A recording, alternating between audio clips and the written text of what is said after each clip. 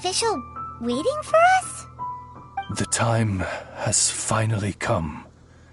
Though it brings main Fräulein no joy to do so, there is something she must announce to the assembled populace. My loyal servants, one must bid you adieu till such time as I beckon you once more.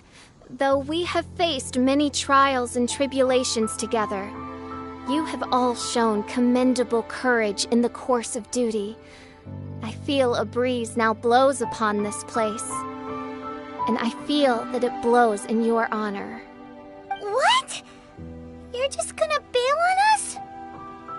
With the arrival of this giant meteorite, many more people have succumbed to the slumber. Strong as the soldiers may be, they are struggling to cope. And there is demand for volunteers everywhere we turn. Main Fräulein and I shall tend to the victims on the soldiers' behalf. The rest of this investigation we place in your capable hands. Goodbye. You are a good listener. I enjoy chatting with you. To be honest, most of the other adventurers in the guild only ever talk to me when they want to hear Oz's reconnaissance reports. This little journey we had, it was a great adventure. I'm just sorry that it has to end so abruptly. Huh? You're talking a little weirder than you normally do. Oh, yikes. What am I doing? I totally broke form. What main Fräulein means to say is that the mystical mysteries that vex and perplex are bound to be effortlessly extinguished by the advent of your commendable courage and wondrous wisdom. And now Oz's translation is the one that sounds all kooky. Main Fräulein simply wishes to say that she has every confidence that you will arrive at the truth of this matter. Most indeed. My dear attendants, I hereby charge the Ritter der Verurteilung with leading you out from the darkness, back into the realm of light. Who are you calling your attendant?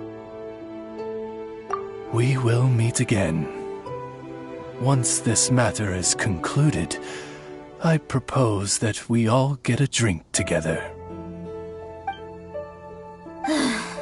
Well, now we're 2 people short. But let's not get hung up about that. The good news is I found something else out.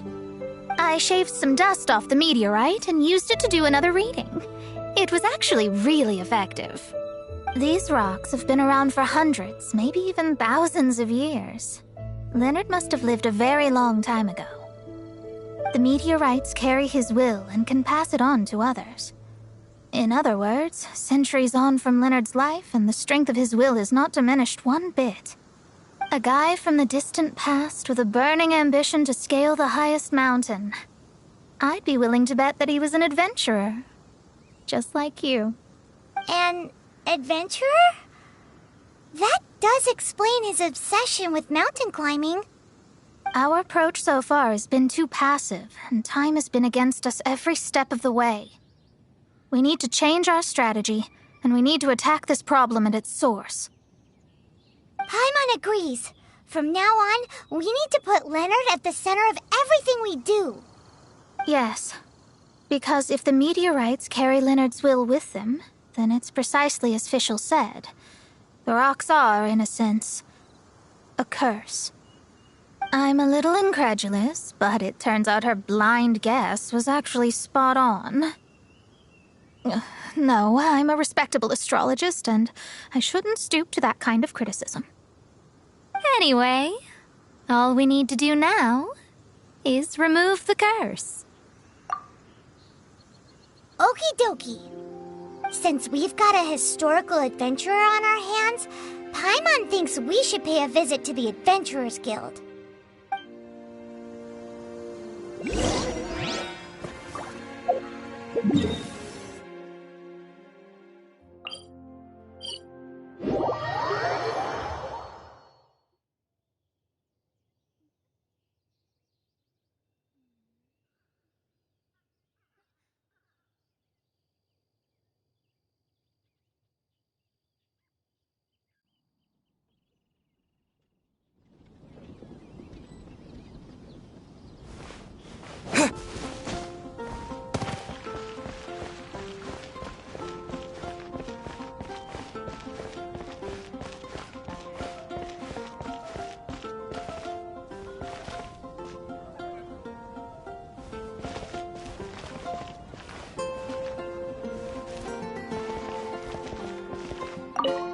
Our records show that there have been many adventurers by that name over the years. It is impossible to know which one you refer to. However, I do recall that there is a book in the library authored by someone called Leonard. Perhaps you should take a look?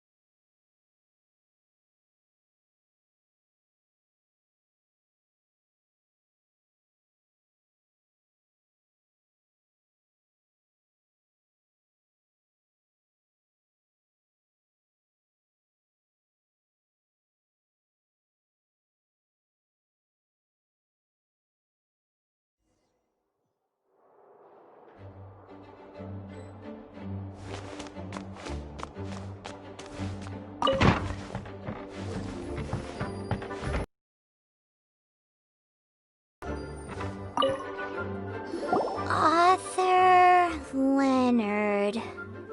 Where are you, Leonard? Aha! Gotcha! The index says that Leonard's book should be in the northwest corner on the top floor of the library.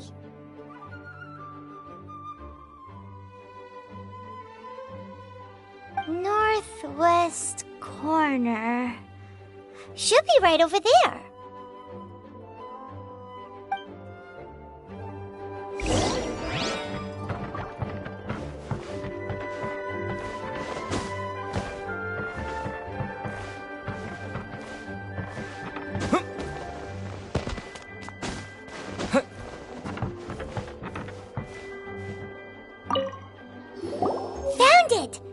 Of Mountains and Seas, a guide for adventurers written by Leonard. But the words have faded, and there are even pages missing. Paimon's got no hope of reading this. Darn. Maybe we're just wasting our time on this one. Oh, right! Yeah, Mona! She might have a better idea.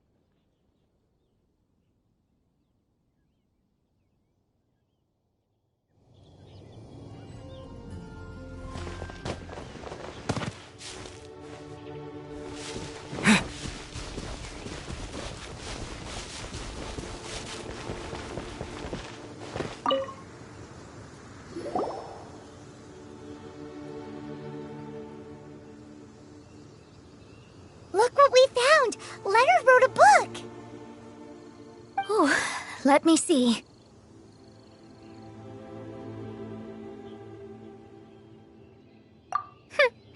I could have predicted as much.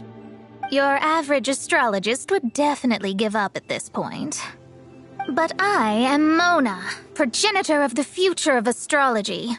Nothing can stand in my way.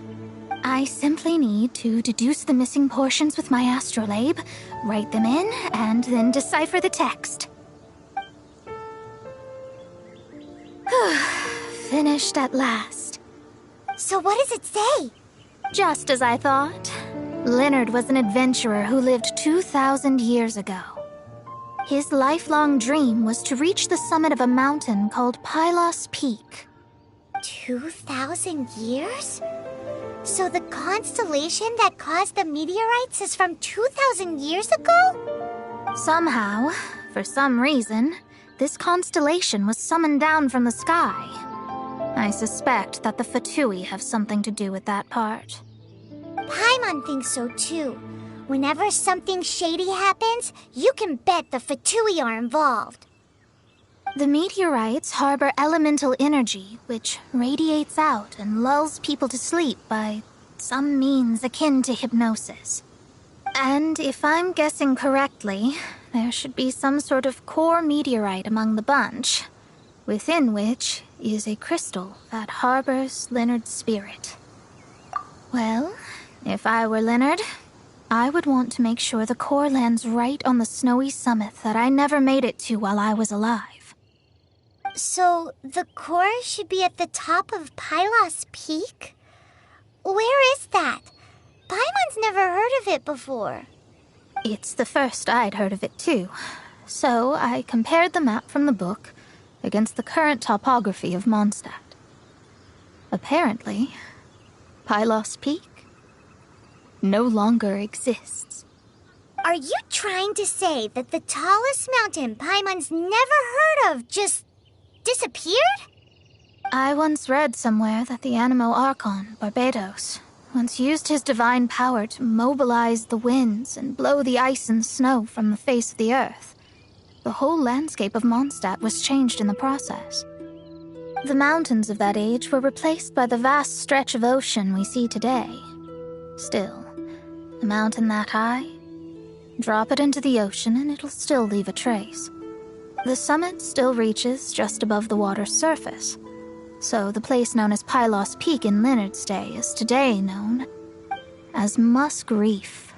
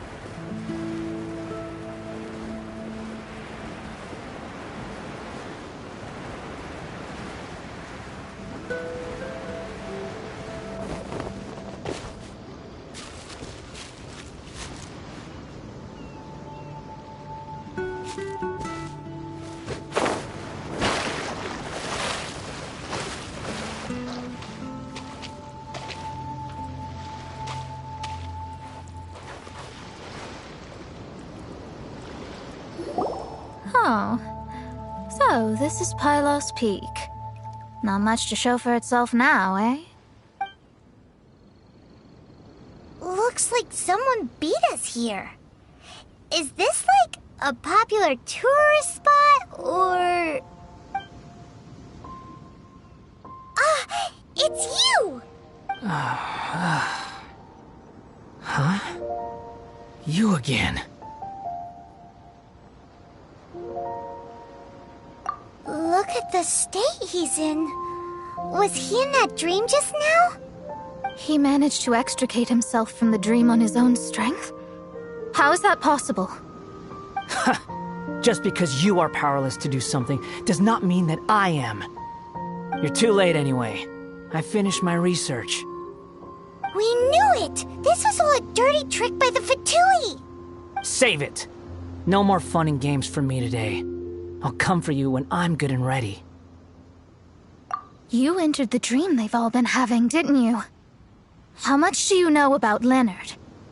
Leonard? Who's Leonard? Whatever. I have bigger fish to fry. I've discovered something far more important. And far more terrifying. What? The stars. The sky. It's all a gigantic hoax. A lie. The stars are a lie. What are you talking about? Is this some kind of astrological debate between you and Mona? Because if so, surely you can come up with a better argument than the stars are a lie. Seriously, who's gonna fall for that one when you can just lift your head up at night and see them up there twinkling away? Oh, you are so naive it kills me. Still, can't really blame you. After all, I used to believe the same thing myself. Up until a few moments ago, that is. A few moments ago? You mean... Look, I really don't have the time to do this right now. What was the Jester thinking? He must have had some inkling of what we might discover on this mission. Would it really have been so difficult to give me a little forewarning? Well, maybe he just wanted to give me a fright. Time for me to go out and find the truth. So long, suckers.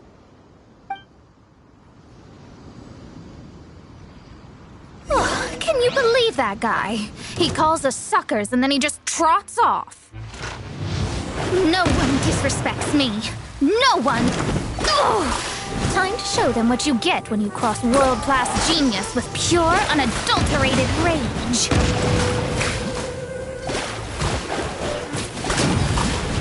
You need to hurry up!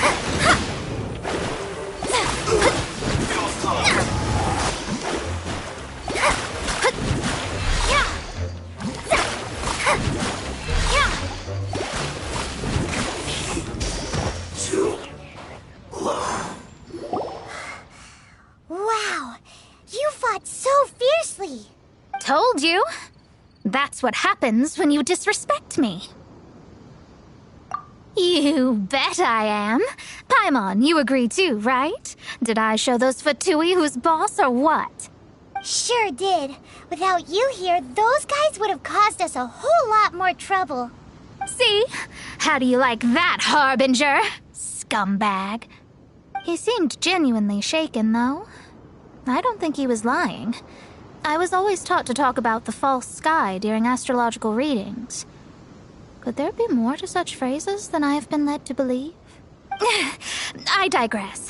Come on, let's finish the job we came to do.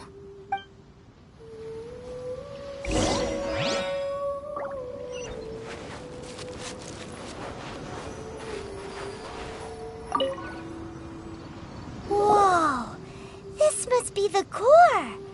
It looks totally different from all the other meteorites. It's way more shiny. This stone harbors an unbelievable amount of elemental energy and human desire. It's the core, all right? Yes. Otherwise, the victims will never wake up. This core is the root cause of everything that has happened.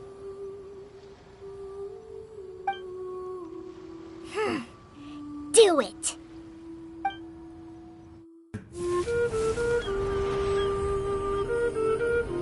With ropes, we can scale mountains. With boats, we can sail the seas. By age 40, I had conquered every last domain. Pylos Peak alone defeated me. As an adventurer, and well, maybe in other ways too. Now, I am approaching the end of my life. Many times I have sat and stared up at that peak as the boundless snow slowly engulfed me. It is a beast without weakness, the merciless face of the world. It fills me with fear. And when an adventurer loses courage, they can no longer climb mountains. My mountaineering days may be over, but I have a greater ambition now. Humans create tools to conquer nature, and when nature conquers them in return, they create better tools. Where our legs cannot take us, maybe our tools can. And when tools fail us, perhaps wings can carry us instead. My dear friend, I leave you my designs for the wings of incompletion. Against the unknown, humanity stands as one. To be alive is to seek, to set foot in every place that the eye can see. I have little time remaining, though the wind has not yet come for my soul. But between us and your children, students, and friends, I believe that someone will reach that place at last.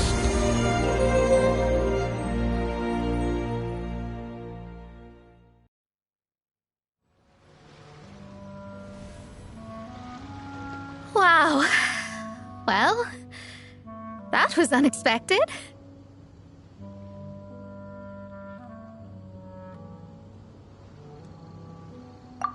would have thought that human will can survive in the skies for millennia on end? Astrology really is an incredible thing. What makes you say that? The ability to communicate with the stars can give you access to all the secrets from throughout human history. Though, of course, very few astrologists ever reach that level. What's with the formal tone all of a sudden? And speaking of formal tone, what is the deal with that girl, Fischl? She's a curious one. Paimon thinks so too. She's so... how to put this? Yeah. Although, if you think about it, seems she was right all along. Is she one of these people who uses the wrong method but still gets the right answer? You may well be right. Even so, Paimon thinks that the most surprising thing of all was how Pylos Peak turned into a teeny tiny little island. A mountain of yesteryear now sits as an island in the sea. Almost anyone from Mondstadt could reach it now, just by jumping in a boat. In other words, everyone can climb Pylos Peak now. Do you think Leonard would be happy about it? The situation with Pylos Peak might be a bit of a shock. But now, with the help of the Animal Archon, the people of Mondstadt are able to glide. With wings, people can travel further and higher than ever before and explore new and unknown places. The victims should finally start waking up now that we've dealt with the core. And we have finally finished our commission from the Adventurers Guild.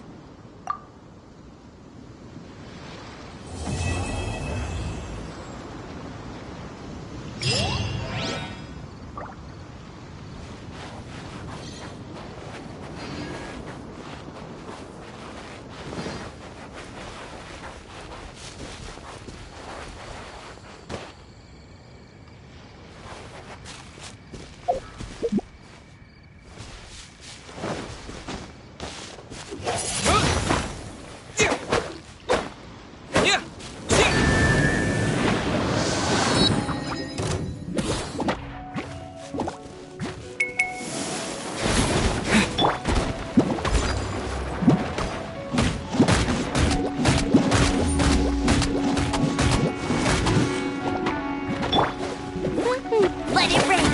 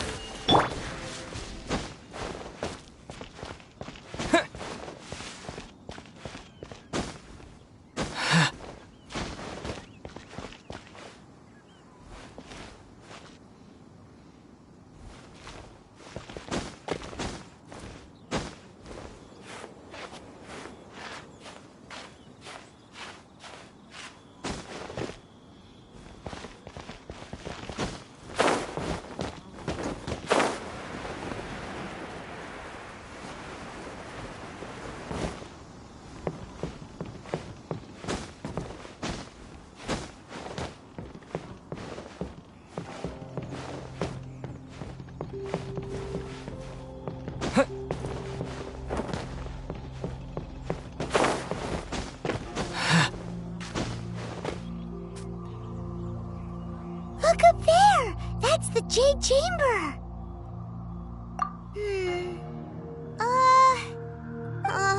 This is bad. Paimon's supposed to be your guide, but Paimon doesn't know where the way up to the Jade Chamber is.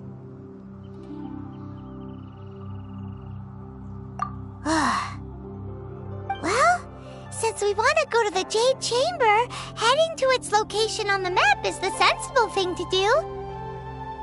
Let's look around. There has to be a way up there nearby.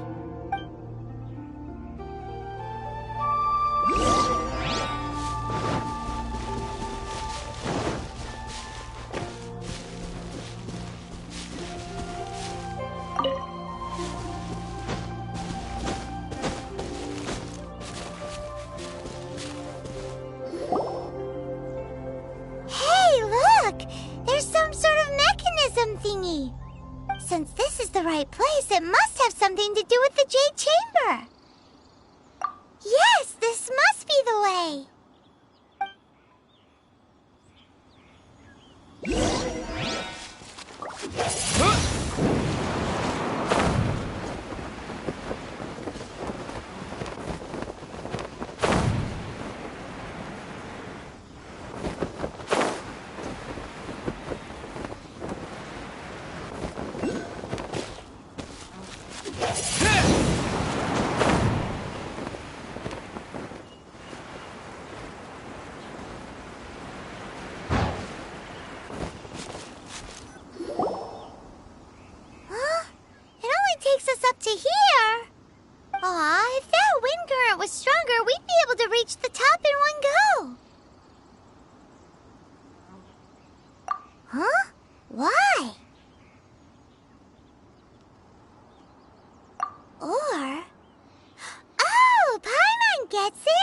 If it was a secret, Ganyu wouldn't have let us try to find it ourselves, right?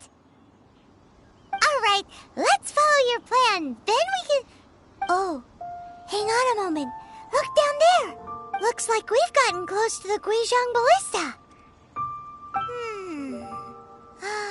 Paimon has a new idea. Why don't we shoot you up to the Jade Chamber using the ballista? No. Paimon may have just forgotten to think about the safety measures.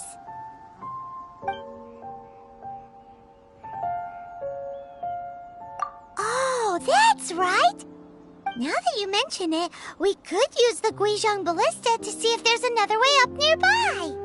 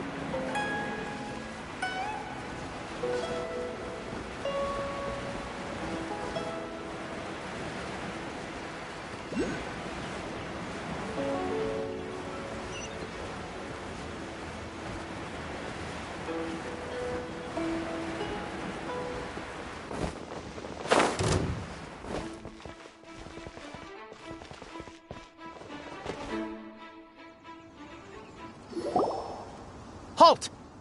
Who trespasses on these hallowed grounds?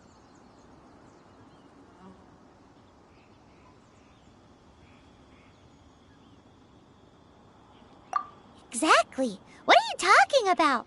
We're invited guests. What makes you think you can treat us like this? No. Wait. Maybe this was Ningguang's plan all along. She pretended to invite us to the Jade Chamber, but set up a Millilith ambush here to arrest us. Now Paimon's mad. You, over there. This is a trick, isn't it? How shameless! What? We're just on guard duty. What do you mean, shameless? What nonsense! Seize these suspicious intruders at once! Well, here they come! Line them up and knock them down!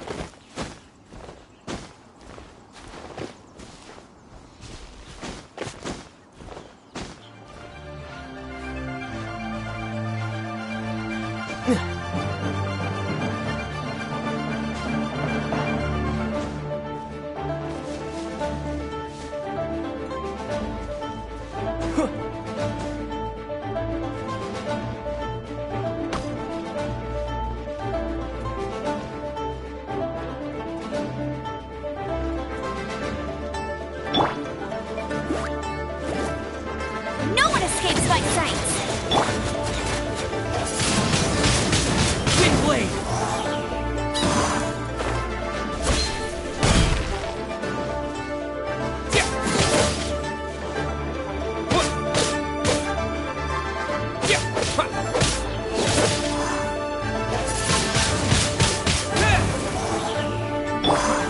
Steady as stone.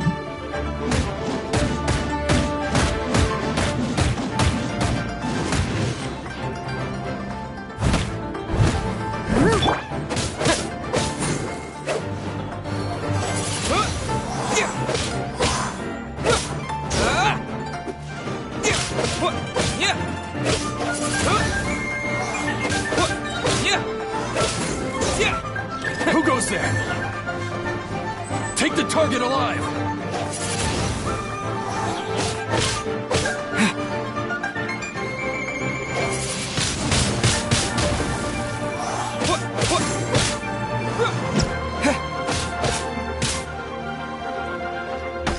With the wind! Attack!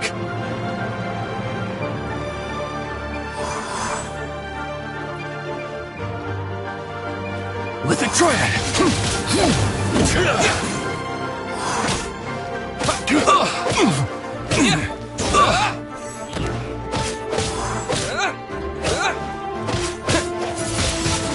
Take the target alive!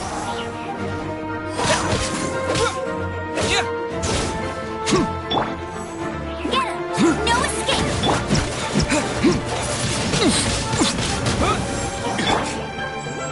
Steady as a dutiful maid would.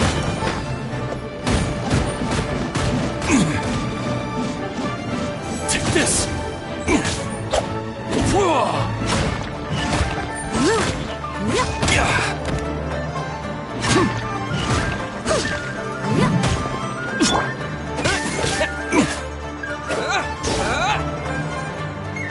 Bested! To arms! Attack!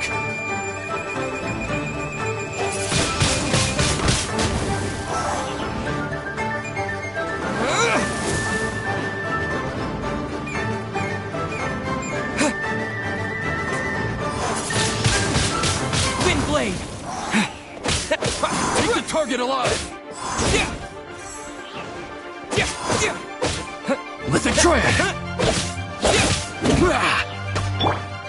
Let's dance! La la la! Ha ha ha! Attack!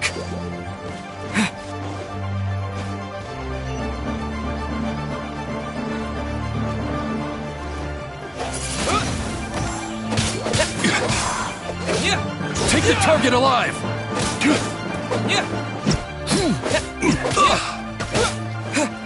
Take this!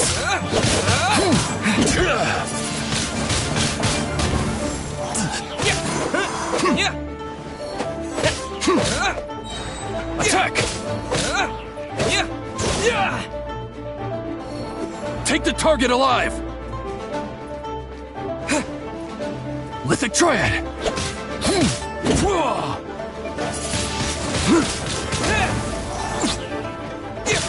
Beaten!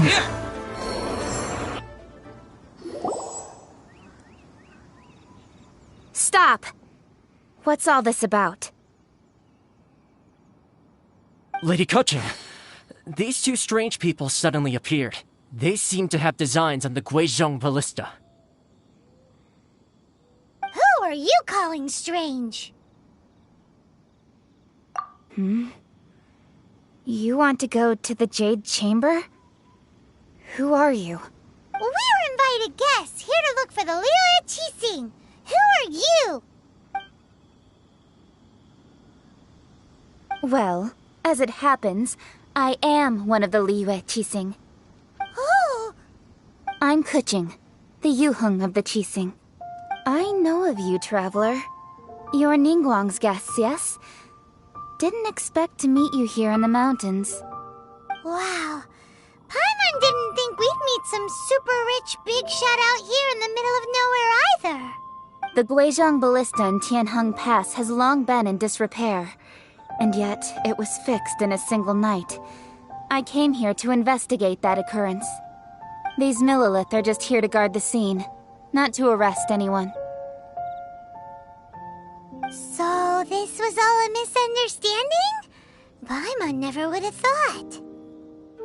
Anyway, for a mortal to be able to repair an Adepti mechanism is quite the mystery, even to the Qixing. That was... Eh? Oh, right. So, Lady Yuheng, might you have any idea why Lady Tianquan invited us to go to the Jade Chamber? Just call me Kuching. I'd say that Ningguang's purpose is to request that the savior of Mondstadt take a more neutral stance. Or at least, to not wholly side with the Adepti. We're not taking sides. We spoke with the Adepti. They want to protect Liyue as well. When you say protect, you're referring to their sanctimonious arrogance, aren't you? Huh? You are mortals, and thus under their protection. There was no way they would have regarded you as someone with the ability to assassinate a god. Naturally, they would also regard Ningguang's locking down the area, questioning the citizenry, and pursuit of the assassin to be pointless work. Perhaps they even wonder if there might be a cover-up. I'll say it like it is. They're underestimating us. Well, you've got a point there.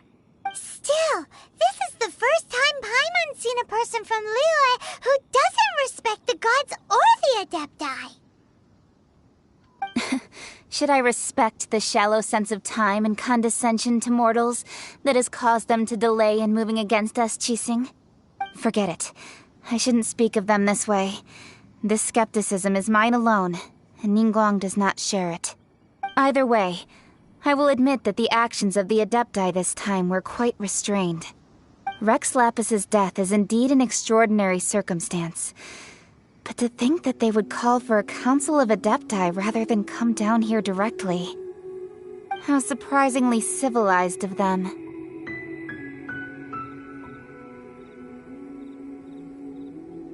Well, for Ningguang, she would talk anything and everything out if she could. But I doubt we can do that here.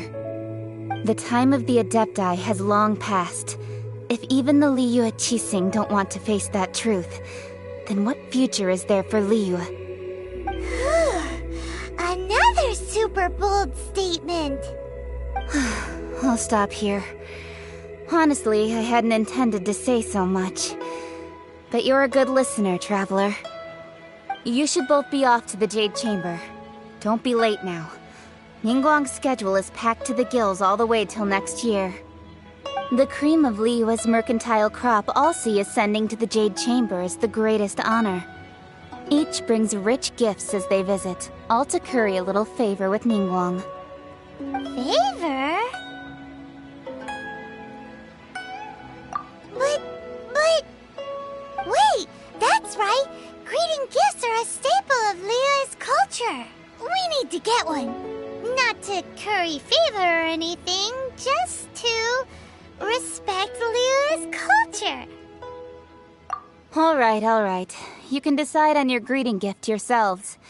Let me tell you how to get to the Jade Chamber first. You didn't actually have to come to Mount Tianheng. Go back to Liyue Harbor. Find a guide at the Yuehai Pavilion, and, well then, may we meet again, traveler. Well, that Yuheng may not respect the gods, but Paimon thinks she's a pretty cool person. So, what should we give to Ningguang when we see her? Oh, right! Paimon dreamed of an amazing snack last night! Sugar-frosted slime! Paimon has a feeling that it would be perfect for a super rich person like Ningguang. Why don't we go with that for a gift?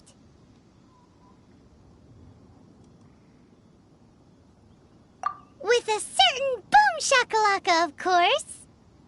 Let's go gather ingredients! Time waits for no one, and neither will our riches.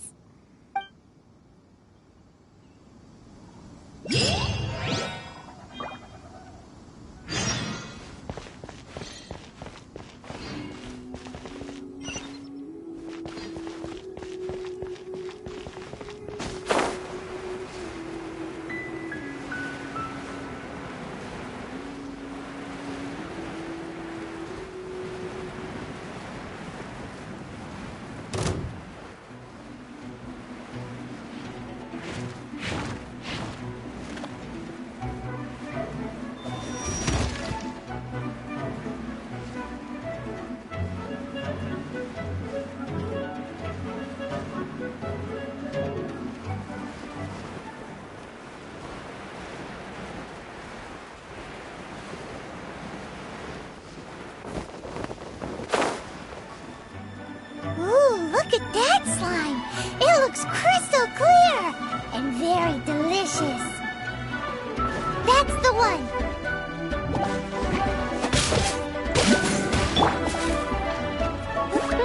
No escape!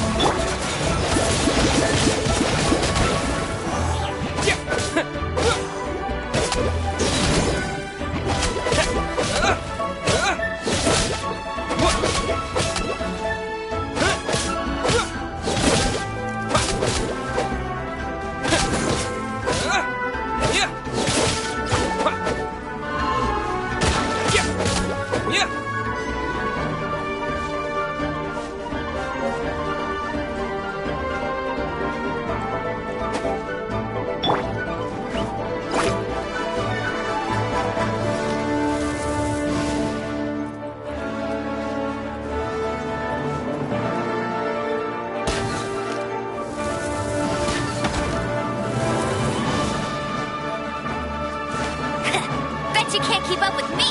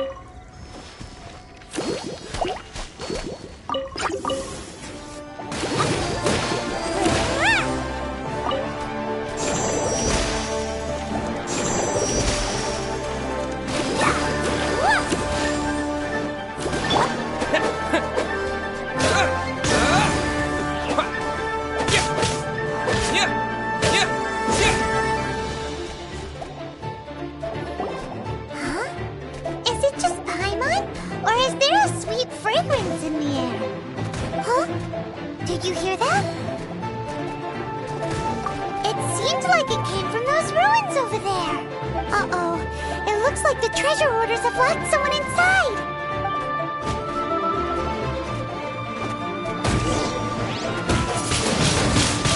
Windblade!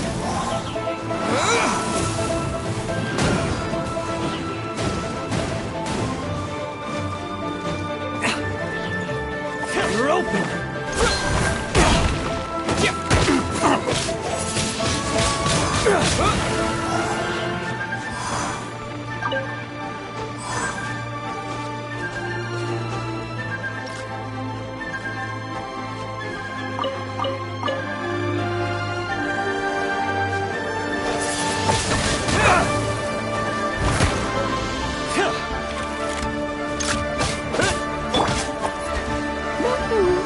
No one escapes my...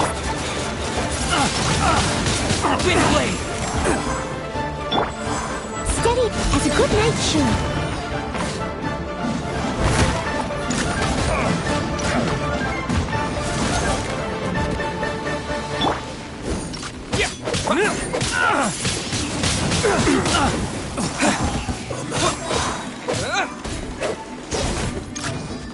Disappear!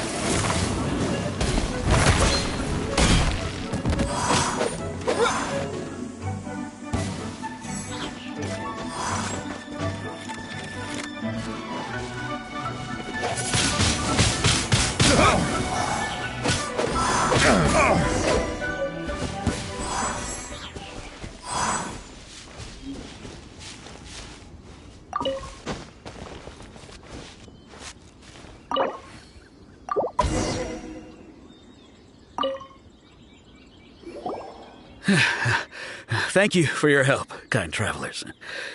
If you hadn't come to my aid, I surely would have rotted in this cell. Those treasure hoarders, when their mood was good, they'd rearrange those pots of sweet flowers. When they were in a bad mood, they'd rearrange my face. Aw, it was nothing. No need to thank us all at once or anything. I understand. Don't worry, I will compensate you both. Don't say that. I only escaped this predicament because of you. I'm Meng Dan, a supplier for Mingxing Jewelry in Liyue Harbor. I often walk around these mountains in search of antiques. I never expected that those treasure hoarders would have their eyes on the same ruins that I had. Before I knew it, they'd caught and imprisoned me. Is there anything that you lack? Antiques, treasure, various knickknacks, you name it. Well, as long as you want what I have to offer, of course. Wait a moment. Actually, we are looking for something. Oh? And what might that be? Do you have a box that can store presents? We'd like a pretty one. The kind that you can use to store snacks. Of course we do. How can one sell antiques without gift boxes? At Mingxing Jewelry, we have the best gift wrapping service in the 7 nations. Now just give me a moment, and I'll let the boss know. You can go see her whenever you require that box. Great! Paimon Sugar Frosted Slime now comes in a beautiful package.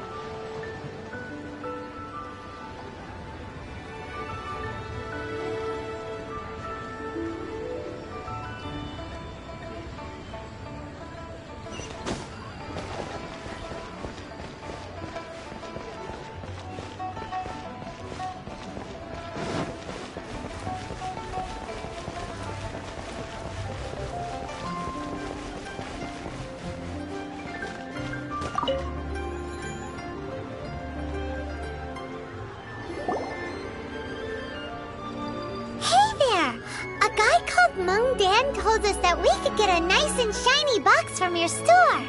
Uncle Mung already told me about it. Thank you both for saving him.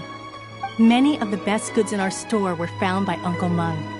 If anything were to happen to him, it would be impossible for us to continue doing business.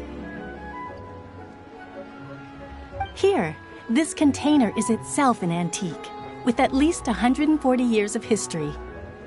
It's already been cleaned. Will it do? Yep. It's great! Hang on a moment. Could we borrow one other thing? Sure. Please help yourselves. As long as it's on our shelves. Traveler, this clay pot looks really awesome.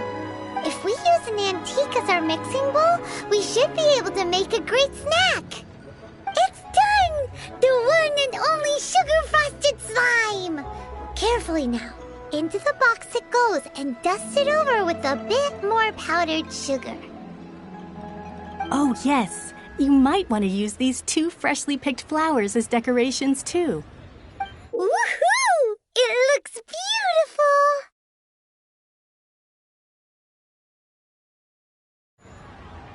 Great! Now that we've put all that we've got into this box, let's go to the Jade Chamber to see Ningguang. Everything's out of stock, but we have some new items in.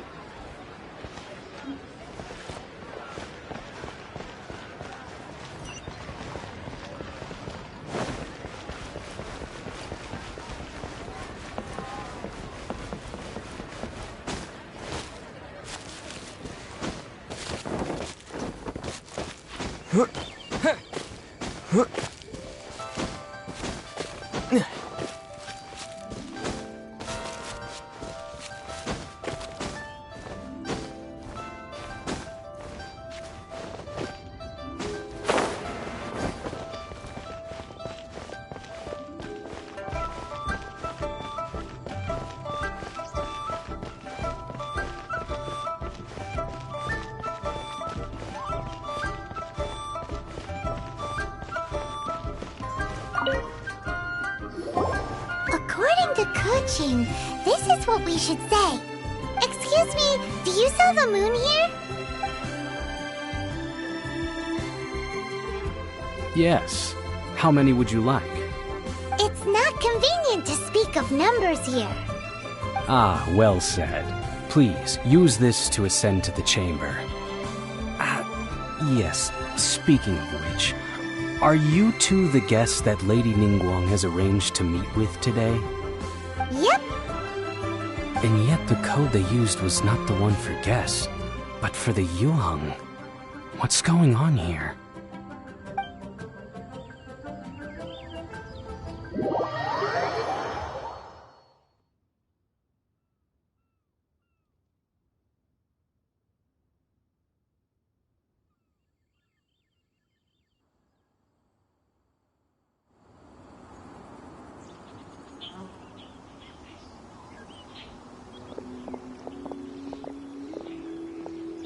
I've been waiting for you, returnee from Jueyun Karst. It's Ningguang! Since this is our first meeting, we've prepared a gift. I hope you like it. Oh, for me. You have my thanks. It seems that I have made things difficult for you, considering that you were supposed to be my guests. Oh no, it's nothing.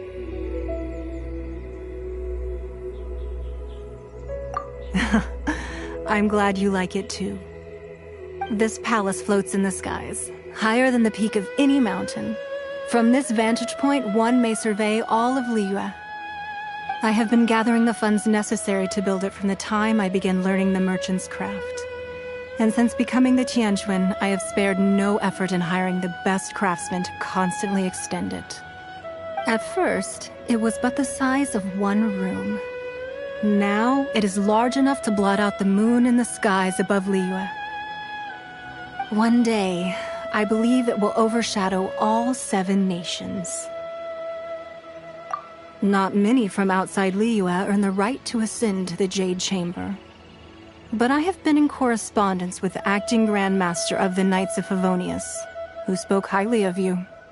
As such, I have been putting eyes and ears out ever since you reached Liyue. What? And I finally got wind of your movements when you were on the way to Wangshu Inn. Wait! Was Vergoldet one of your people? Just Vergoldet? No. Everyone at Wangshu Inn is one of ours.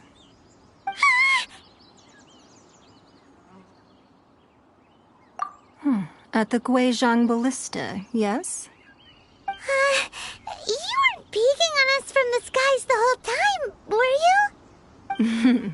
I fear that peeking would have been a little difficult from this altitude. Our eyes and ears are more than sufficient. You two are very interesting people, after all. It would be natural to take an interest.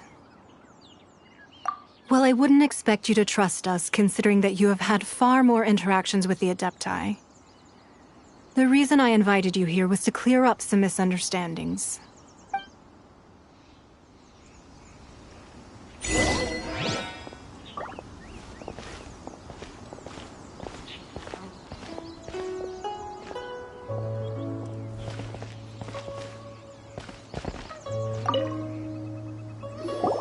I believe that you've heard of the Archon War. Many gods used to walk this earth, and many long wars were fought between them that did not abate until 2,000 years ago. Much blood was shed, and many lives were lost. In the end, only 7 victors remained standing in Teyvat. They built cities and nations on the corpses of the vanquished, and thus began the era of the 7. You can see Goyun Stone Forest from here, I trust. It is no natural rock formation. Those are giant spears of rock hurled by Rex Lapis during the war. Beneath the spears lie those cast down by Rex Lapis in those days, gods that failed to seize the title of Archon. Not only is it true that gods may die, but so too has the membership of the 7 changed over the last 2 millennia. Rex Lapis's passing is an unimaginable disaster for Liyue, but the Order of the 7 will not collapse simply because of that. Another Lord of Geo will arise sooner or later. Yet, how are we to forget Rex Lapis? When that time comes, the relationship between the people of Liyue and the gods and Adepti will surely be different from before. Even in a new era, the Liyue Qixing remain Rex Lapis's former subjects. Do you really think us capable of having played a part in his demise? Of lacking the foresight to see the certain repercussions? That day at Yujing Terrace, it was also very sudden. Even I was caught completely off guard. You were there, you no doubt saw. But our enemy has long lain hidden within the harbor.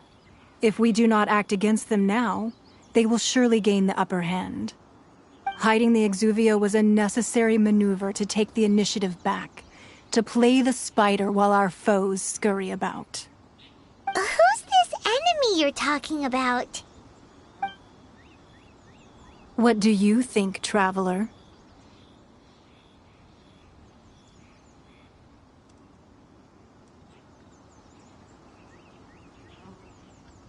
Huh? What are you two talking about? Well answered.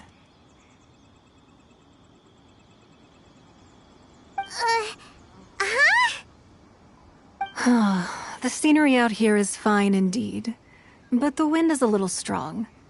Our preparations to receive guests within are complete, so please, this way.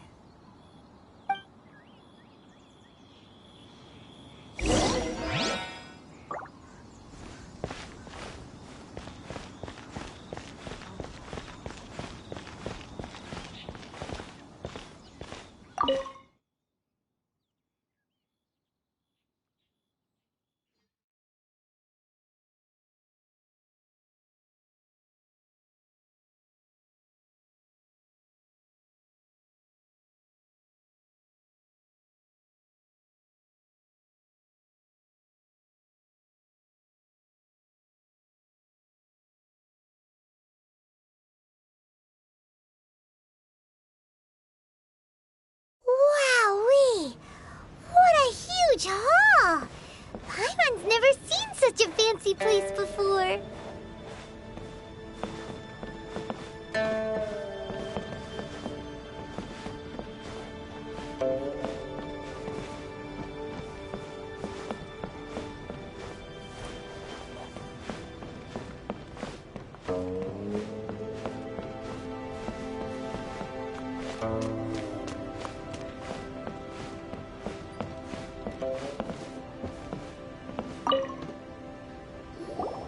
Be at ease, you two. Make yourselves at home if you wish. Can we really? I have invited you two here as friends. And when friends come over to play, our enjoyment comes first. Naturally. Ooh! Isn't this that legendary wall? Why, you've kept your ear to the ground, I see. That's because even the storytellers are talking about it. Everyone's after a piece of paper from that wall. It's super famous. That's because that wall records Leo's secrets. Merchants have always been attracted to secrets. But the secrets of the mercantile world are of no interest to you, are they, traveler? You're rather special, really, and I think you're quite aware of that. If possible, I'd like to have your trust. But if you were to choose the more trustworthy person between myself and Keqing...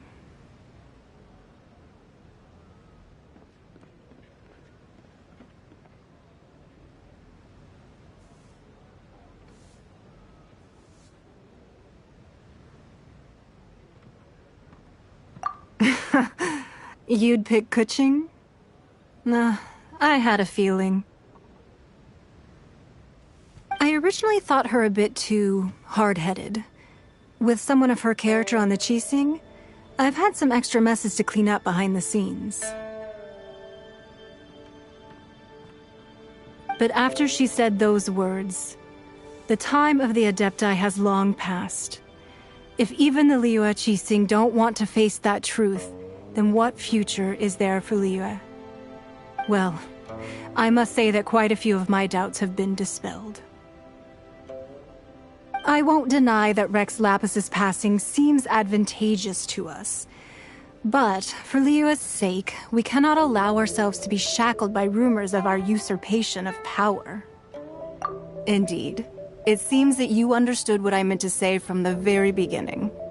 I called for the gag order and for the exuvia to be hidden to temporarily stabilize the situation, and also to prevent something similar to the incident in Mondstadt. With Rex Lapis's death, the Fatui have busied themselves with many clandestine actions beyond their diplomatic remit. As the Tianquan, one responsible for Liyue, I cannot be too concerned with appearances when opposing them. Allowing the rite of parting to take place was also meant to buy some time for us to take control of Liyue's administration. It's exactly as Zhongli said. The Qixing only provided the venue for the rite so they could use us for their own ends. Wait, that's right. Speaking of ends, could I say one other thing? Of course. Paimon's heard that anyone who sends a greeting gift gets a little something in return. So, does that include us? It's all right. I like direct people. Well, we have made quite a bit of trouble for you recently. How about this? You can pick any one object here as you please, and you may take it with you. Yay! Paimon was just waiting for you to say that! Let's see, what should we get? One of the sheets on that wall! Don't look at Paimon like that! One of these sheets of paper will sell for crazy prices, even if it's only as large as Paimon's fingernail. Just imagine how much more a whole untorn sheet would sell for! Let's grab one! The biggest one!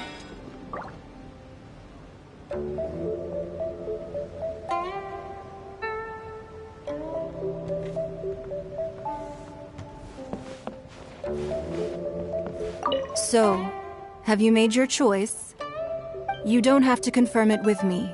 Just choose one and take it. Afterwards, why not sit down for a while in the Jade Chamber? Or have a short stroll? Rest is also an integral part of any journey. Come now. There's no need to stand on ceremony. Loosen up a little.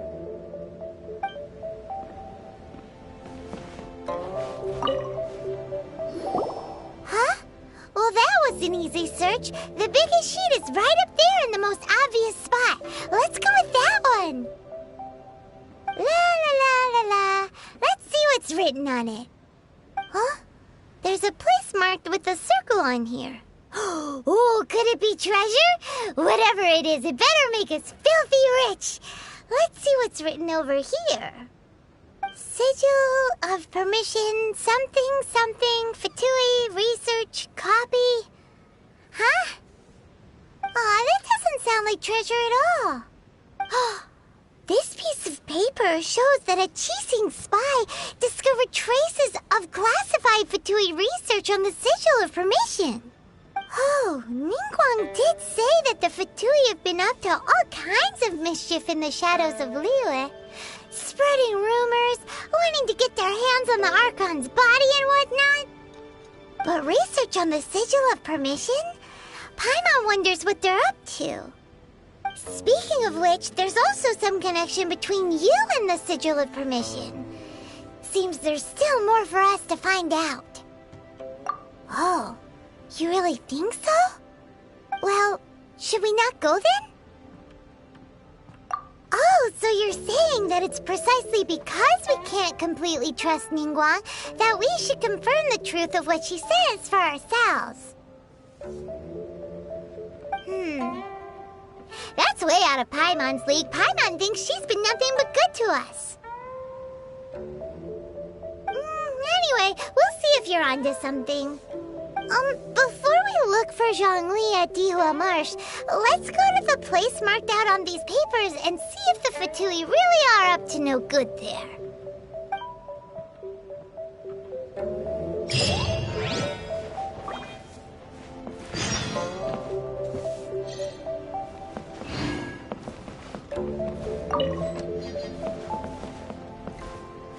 So, have you made your choice?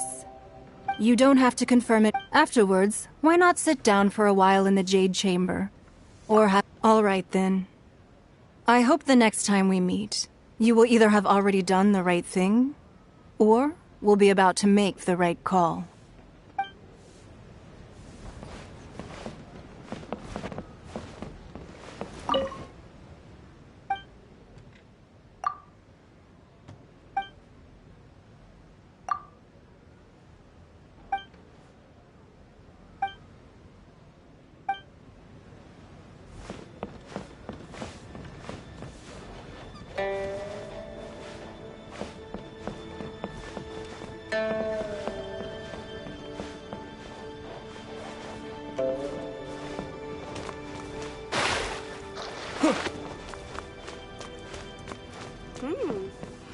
This gives good market insight.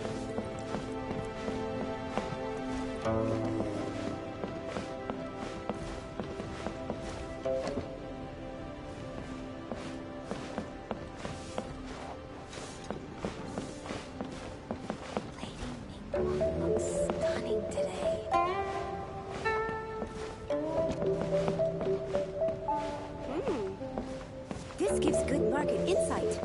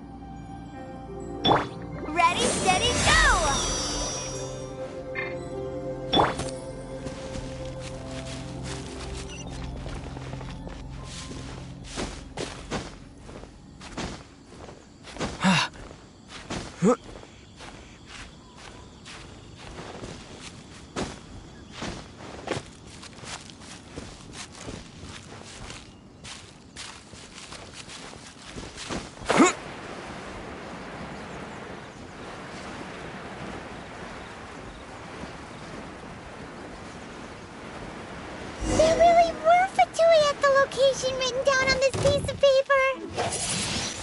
And they look really mad at us, too.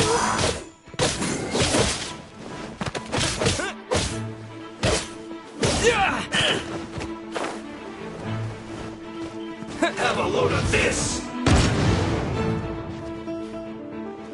Detoxifying heat! This one's well done! You need to hurry up!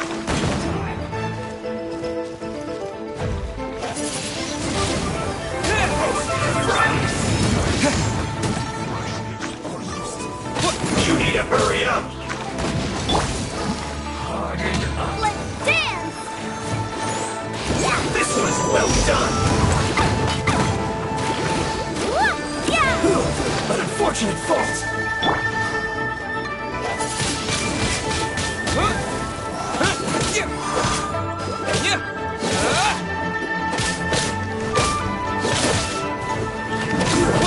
Shouldn't get careless.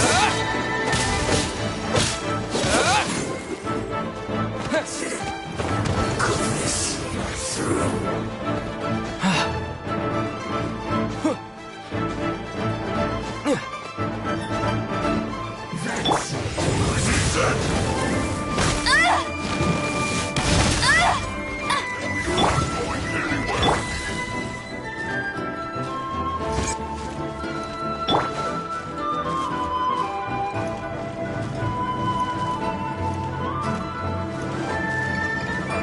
I must leave no stone unturned.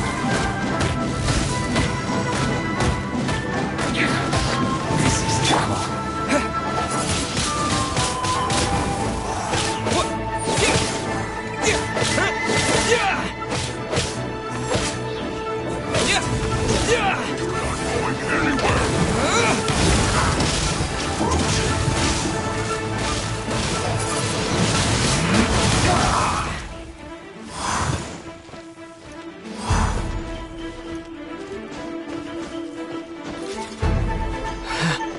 Let's not waste time. Just set.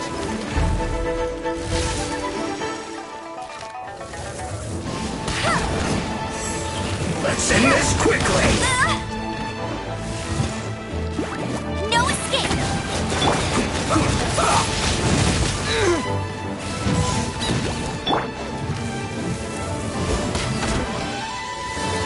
Almost.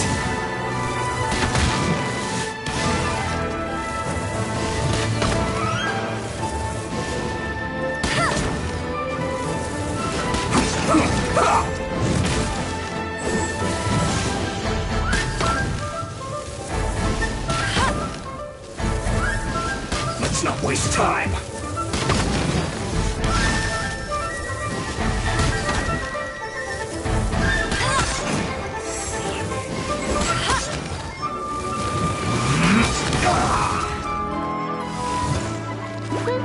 Let it rain!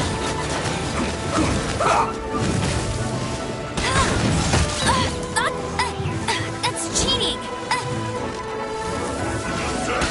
Let's end this quickly.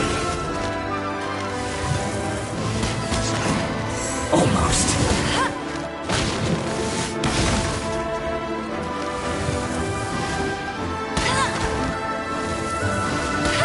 Chill to the bone.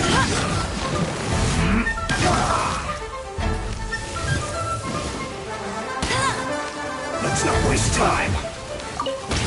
Get ready for... That's cheating! You got me.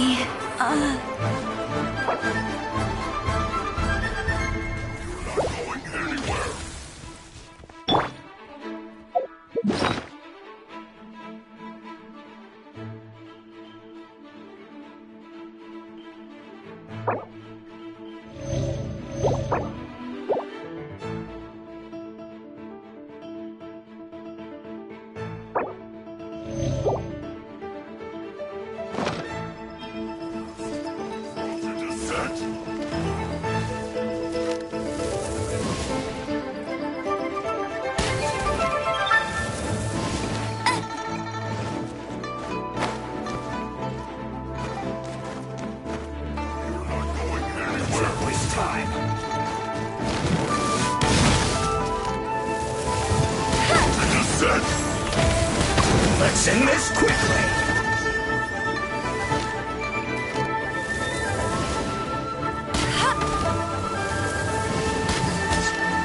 Almost.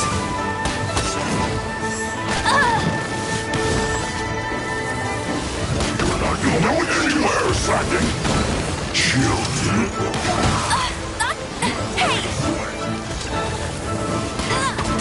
I swear on it. Time to fulfill my duty. This is time for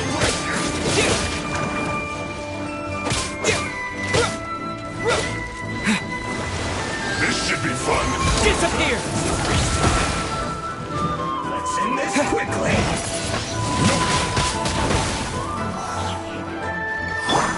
I must leave no stone as a dutiful maid would.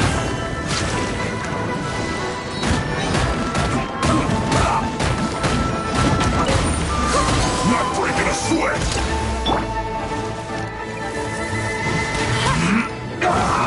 It isn't time for a break yet!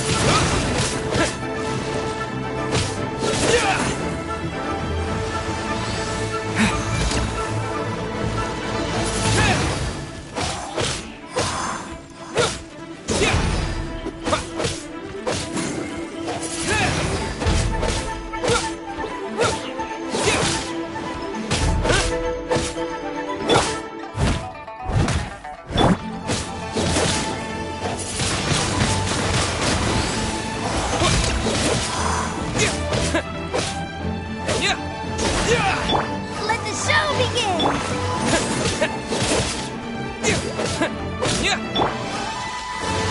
This should be fun!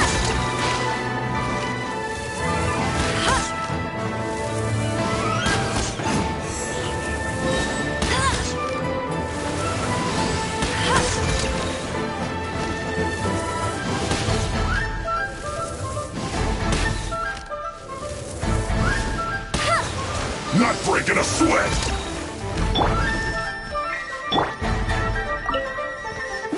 Let it rain! This should be fun! Wind blade! With the wind! Not breaking a sweat!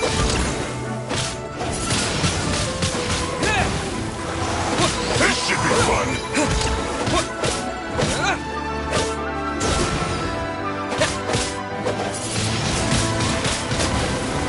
Not breaking a sweat!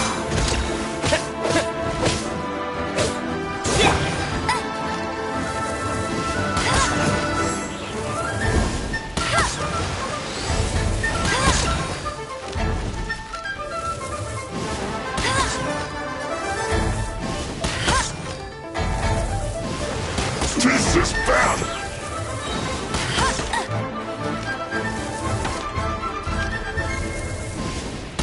My work finished.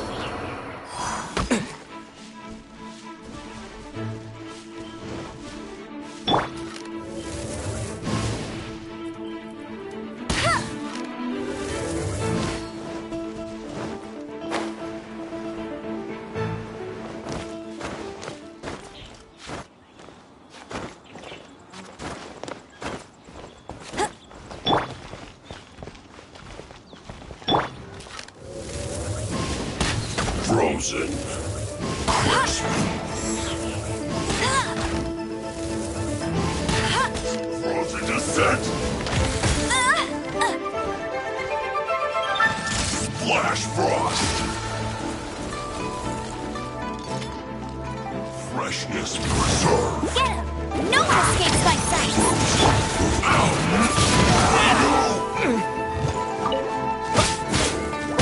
I will end you.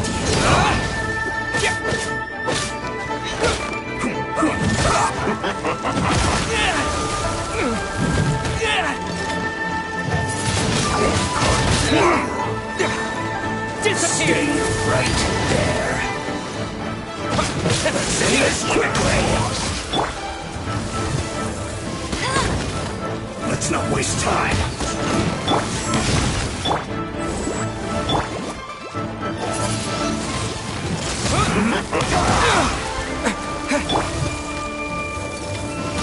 It's time for a flash freeze.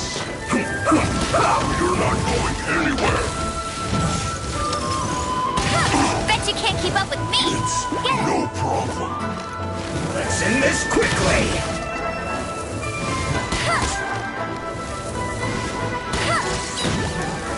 Almost. Get away!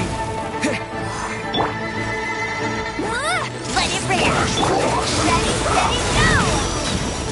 Let the show begin! Get away!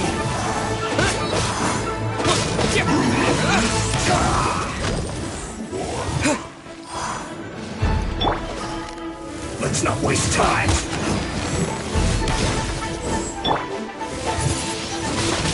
Wind blade! Leave it all to me. Time to clean up.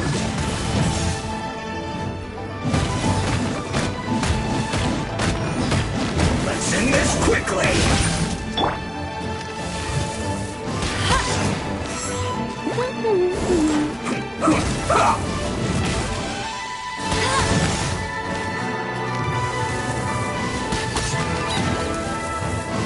Almost.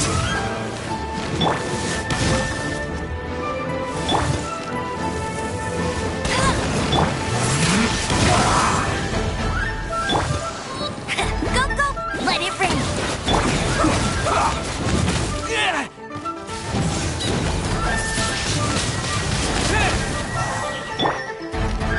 Let's not waste time! Not so hard!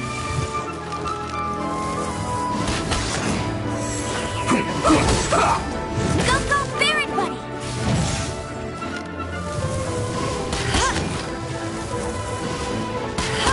Let's end this quickly! Almost.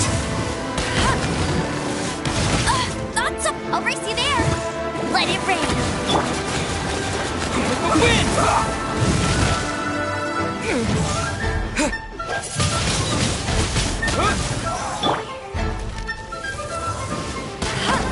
Let's not waste time! Bet you can't keep up with me!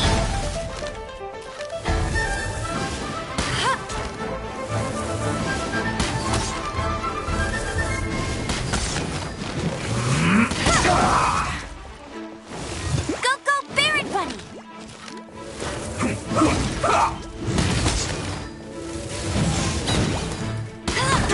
I slipped up.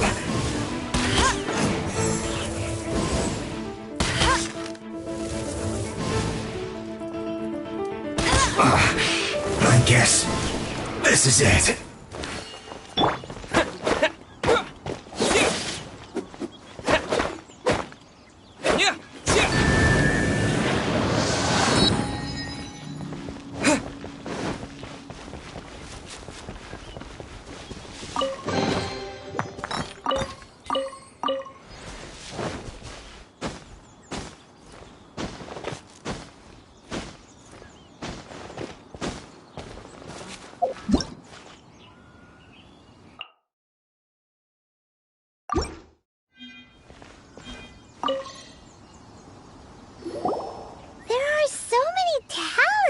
Here. And some stacks of blank paper, too. What are they for? Paimon's seen this pattern before. But where? Oh, Paimon knows! It looks just like the sigil of permission the child gave you. But how did a relic of the Adepti end up in the hands of someone like Childe? Suspicious. Oh, that's right. Cloud Retainer said that when the Lord of Geo created the Sigil of Permission, it wasn't to be used as some old relic. Talismans like that were once used in the Archon War to channel divine powers. Maybe the Fatui are copying the Sigil of Permission in hopes of achieving a similar effect. Being able to channel divine power in battle? Whew, that sounds pretty dangerous. And the plot thickens. We'll need to keep an eye on Childe, that's for sure. Alright, that's enough sticking around here. We gotta go meet up with Zhongli soon. The last stop on our rite of parting preparations tour is Dihua Marsh. Let's go! Paimon hates being late.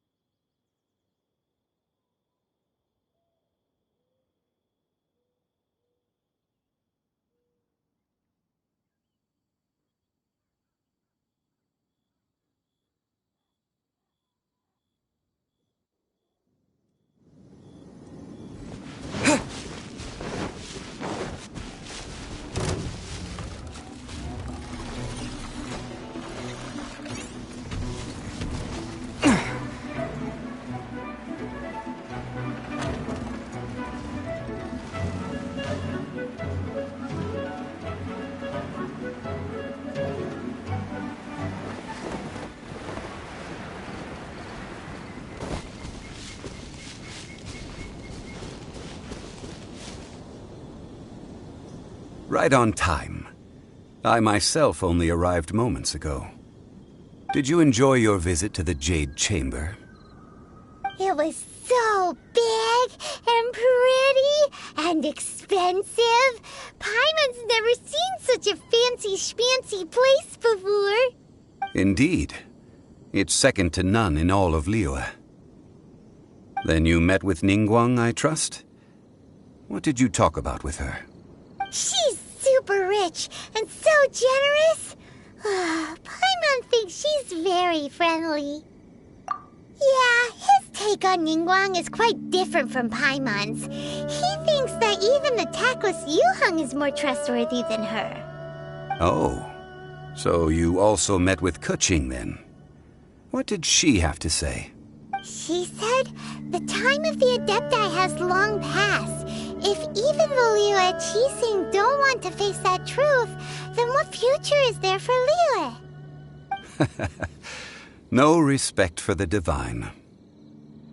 Indeed, contrary to the ever-bold Keqing, Ningguang is more of a businesswoman at heart, though they are both members of the Qixing. Although she's friendly, there's no way of clearly discerning her true intentions. Yes, she has only relied on herself to rise to her current position. No ordinary person could ever achieve that. It's said that she's the one behind the constant expansion of the Jade Chamber. It's the second most important thing to her. Even if she ever gave up the position of Tianquan, she would never give up the Jade Chamber. The Jade Chamber is only second. What's the most important thing to her then? Why, Mora, of course.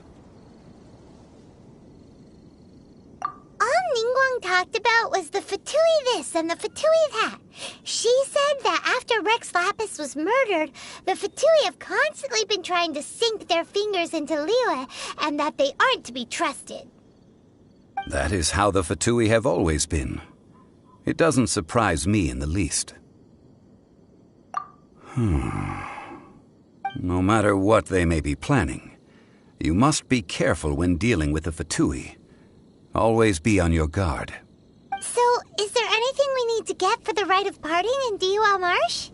Yes, as a matter of fact, there is. Today, we'll be gathering wild glaze lilies. Glaze lilies? But why did we come all the way out here? Doesn't the garden in Yujing Terrace have some? Even Qingse Village has glaze lilies. Oh, right! Paimon remembers that Madame Ping is always tending to flowers. Maybe we could ask her. No. Those lilies have all been gardened by people. They won't do it all. Dihua Marsh used to be full of glaze lilies. It is a sort of joyful flower that listens to human song. Before the Archon War, Dihua Marsh was all dry land and fertile soil. But the war caused landslides, and the land was flooded, turning it into the marsh you see now. Nearly all the glaze lilies were wiped out. Of course, there are some kinds of flowers that have been preserved and gardened by people in the city. But very few people know that glaze lilies may still be found in the wild. Wild glaze lilies have the strongest fragrance. If we want to follow the true tradition of the rite of parting, we must grind up the wild lilies and place the powder in a censer of everlasting incense. But I'll need your assistance in gathering these flowers.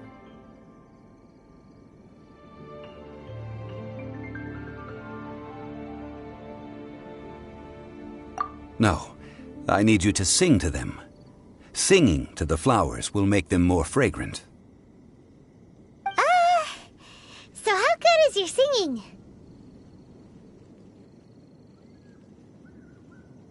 Really? Why doesn't Paimon believe you? We'll only know once he starts singing.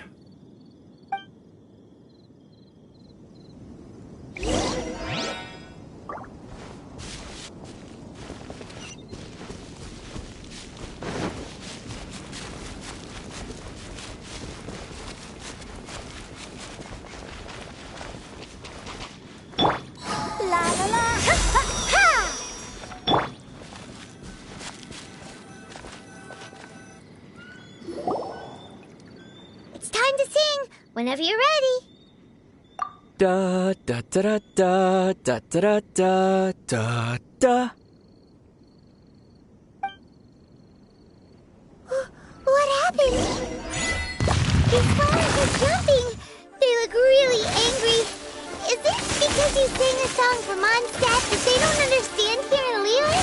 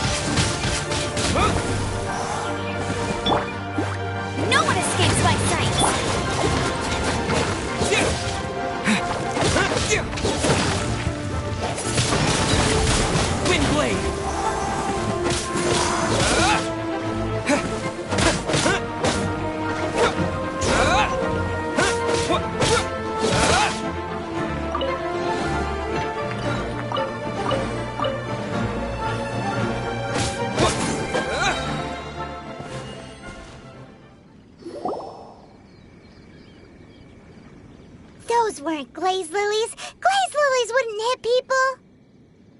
This little monster is known as a whopper flower.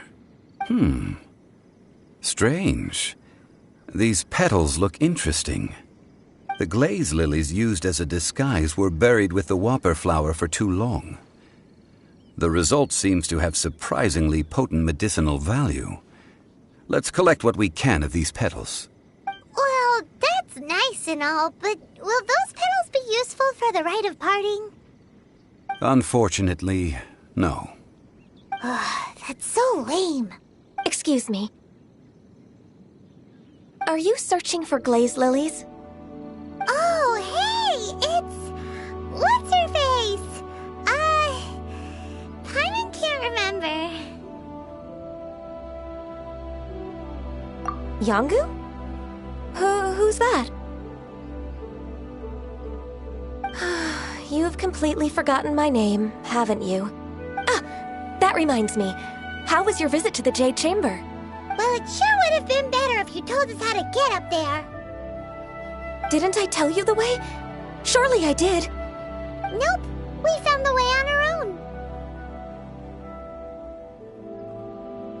Oh, I see.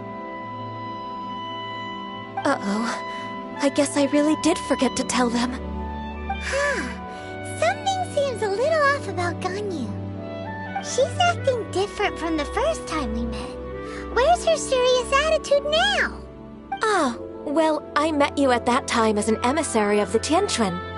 But now, I am simply out on a stroll to see the flowers. You came all the way out here to see the flowers? Why not just enjoy the gardens of the city?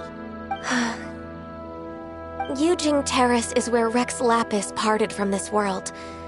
If I strolled through those lonely gardens now, I wouldn't be able to bear it. Whenever my duties take me near Yujing Terrace these days, I draw the windows to block my view of the gardens. Oh, sorry. We shouldn't have brought it up. No, it's quite all right. I just haven't processed my emotions yet. When the Archon War came to its end 2,000 years ago, the first iteration of the Seven would gather in Liyue and drink with Rex Lapis. But 5 of those original 7 had already passed before Rex Lapis. It's truly a changing of the guard. Yes, now that the spirit of Rex Lapis has returned to the heavens, only Barbados of Mondstadt remains of the first 7. The other 5, including Inazuma's Raiden Shogun, are no longer the same friends from 2,000 years ago. Of the current 7 Archons, the youngest is Sumeru's God of Dendro. He is merely 500 years old, whereas Rex Lapis was more than 6,000 years old at the time of his passing. This means that Liyue had been under Rex Lapis's rule from the moment it was first founded 3,700 years ago. The city has never had to bid farewell to its deity. So what do you think of this farewell? Huh? This is a little sudden. As a mortal, I've never dared to imagine a Liyue without Rex Lapis. But as an Adeptus, I think I will eventually come to grips with reality. Since Rex Lapis has passed, the time of Liyue's contract with the gods and Adepti has now reached its end. Huh? Did you just say, as an Adeptus? Yes, I am a mix of human and Chilean. Adeptus blood flows through my veins. I fought for Rex Lapis and the city of Liyue during the Archon War. After the war ended, I signed a contract with Rex Lapis and took the position as secretary for the Qixing. I've continued those duties to this very day. Well, let's save that conversation for another day. You say that you are here looking for glaze lilies? I also know where wild glaze lilies can be found. See, I've just picked one myself. Here, you may have it if you wish. We dare not refuse it. Oh, so did you sing a song before you picked the lily? Indeed, I did. I know this tradition well. In fact, I sang a local Liyue ballad to it. Wow, so you really know your stuff, too. Thanks, Gunyu. No, it is you who I should be thanking. If not for this chance meeting, I never thought. If you would excuse me, I should return to my work now. Good luck. And that just about does it. Our preparations for the rite of parting are mostly finished. Given the ease of picking glaze lilies, I think this was a fitting end to our tasks, in more ways than one. Yeah, Paimon can already imagine him starting a business in Liyue. I've had enough ventures in my life already. Beginning a new undertaking is always difficult at first, and requires no small amount of effort. And once business is at full steam, the stress of it all only wears away at you over time. So you must be careful to take the time to step back and re-examine yourself. If left unchecked, the wear and tear on your heart may go well past mending.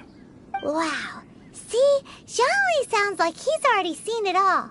Alright, I think it's about time we head back to Liyue Harbor now.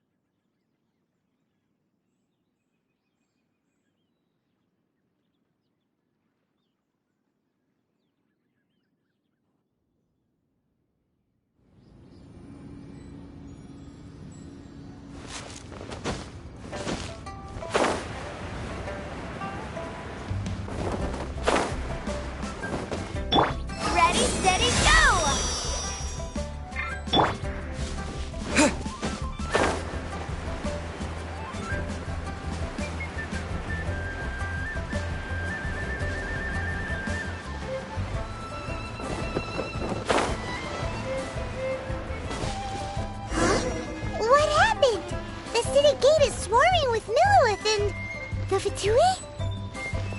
This atmosphere is highly abnormal. It seems as though something big has happened. We should ask around a little, just to be safe.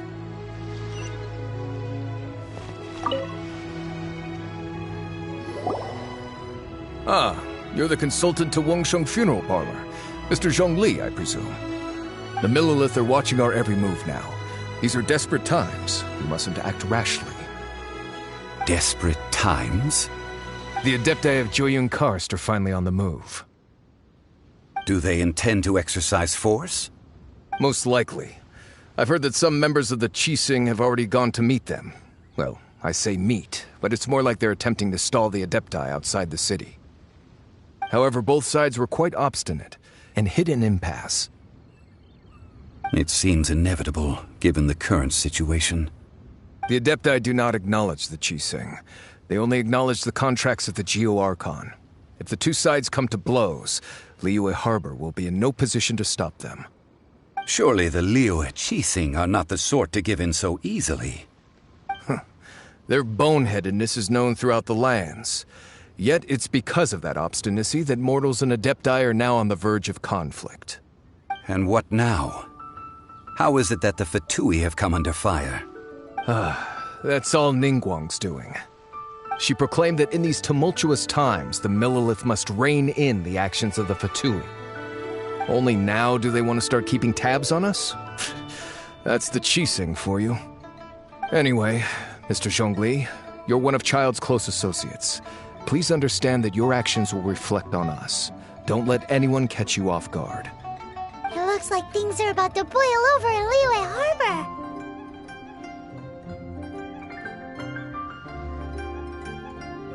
Do you intend to use your neutral identity as an intermediary between both sides? Or will you use your sword to turn the balance? Neither path is an easy one. Oh, by the way, Mr. Zhongli, we've heard that the Wangsheng Funeral Parlor has also been caught up in all of this. They're currently squaring off with the authorities at the gates. Things are taking a turn for the worse. I'm afraid I must leave now to handle things back at Wangsheng Funeral Parlor. I hope that Master Hu has been able to keep things under control for the moment. Consider your next course of action carefully, Traveler. If you're trying to prevent an explosion, it may be wisest to look for the fuse first. Having connections with the Fatui seems to be quite the double-edged sword. So what does Zhongli mean by looking for the fuse?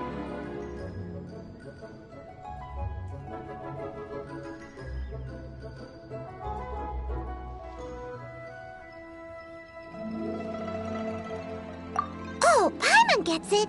If there's anyone that wants to see the whole city turned upside down, it's definitely him. He must be waiting for the moment when no one is watching to do something really bad. But where could we find him now? Where would he go at a time like this?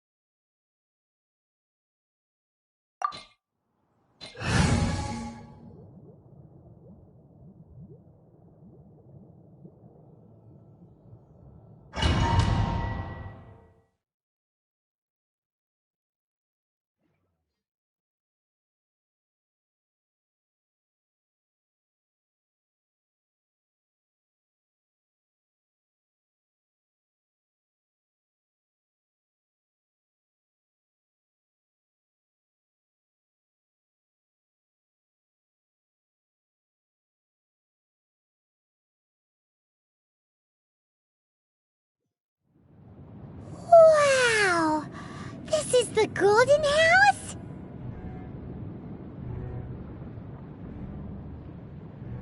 It looked impressive enough from the outside, but who would have guessed that it was even fancier on the inside? And so full of Mora. This is where all of Teyvat's Mora is minted, right? In that case, maybe they won't notice if a few Mora go missing. Oh, so it's a trap! Tricky. Good thing Paimon's got you here. But even if we can't take any, we can still have a closer look, right? Or better yet, take a nap on top of a mountain of Mora. It's like a dream come true. Oh, right. Back to business. It's quiet. Too quiet. Surely someone's gotta be guarding something as important as the Exuvia. Huh? Look! What happened here? Uh-oh. Paimon smells trouble. Quick! We have to go make sure that the Exuvia is all right.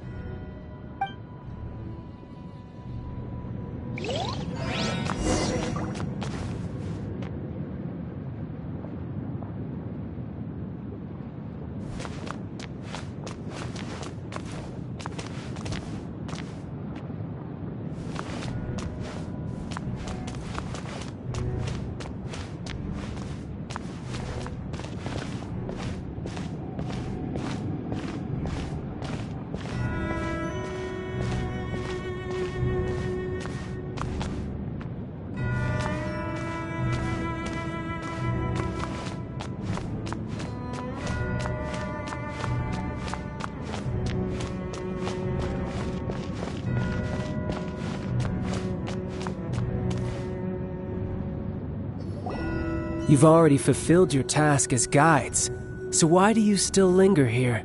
Haven't you already seen enough trouble for today? Huh? Who's there? If you were Fatui, I imagine that you would be entitled to a generous reward from the Tsaritsa herself. But now, you're nothing but dross, and you're in my way. Although I'm deeply grateful to you that I was able to effortlessly find this secret location, don't you think that trying to stop me now would just be wasted effort? Stopping the Mora Mints, hiding away the Exuvia. The Chising are really pulling out all the stops this time. So you've been planning to take the Gnosis from inside the Exuvia all along? My duty to see the will of the Tsaritsa fulfilled. She will get that which she desires. I'm not asking for your blessing, and there's nothing you can do to stop me anyway. The time for discussion and diplomacy has already passed.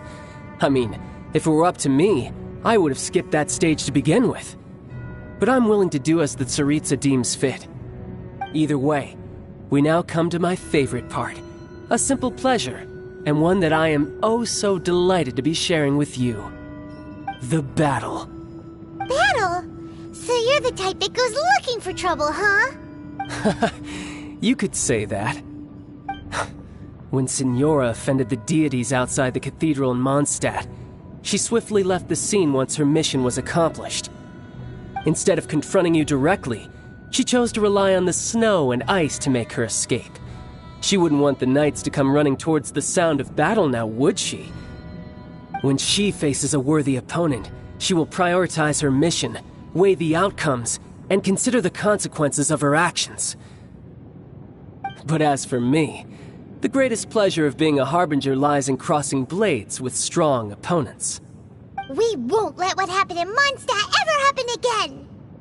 Oh, so you intend to fight me? Good. I won't kill you, Traveler. I'll just play along, to feel the thrill of battle. Besides, you could never defeat me, not even in your wildest dreams. But hey, try to relish the fight anyway, because if you ask me, without that, what else is there? Fighting talk, I love it! Now let's see you live up to it.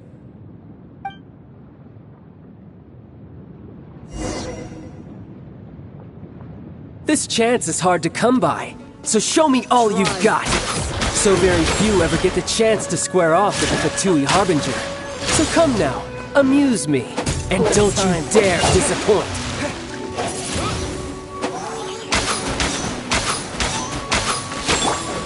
Leave it all to me.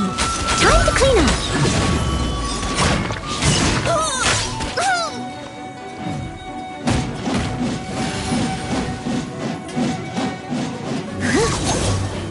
How unbecoming.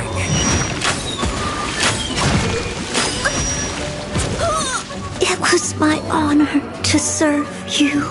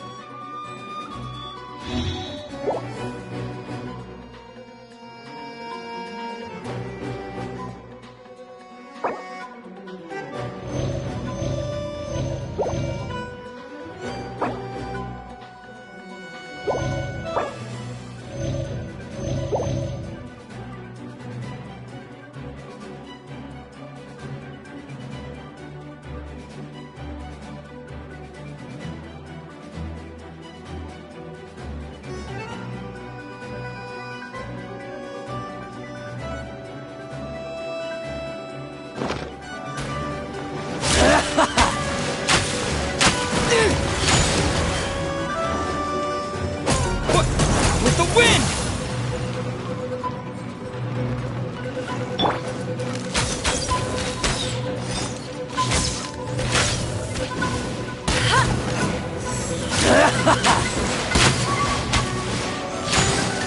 Go, go! Bet you can't keep up with me!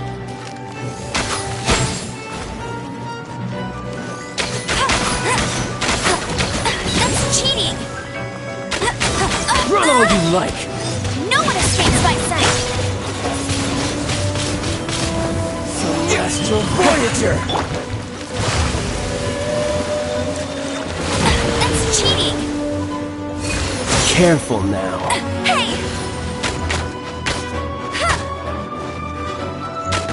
Try this. You're wide open.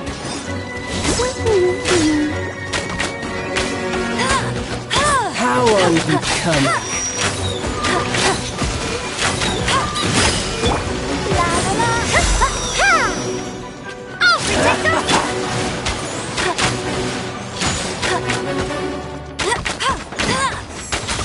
Run all you like.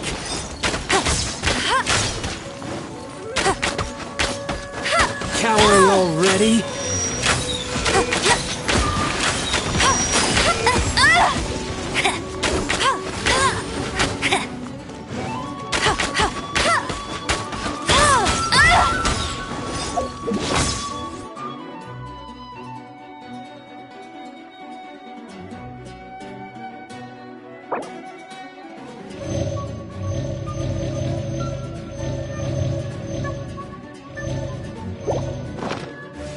That's cheating!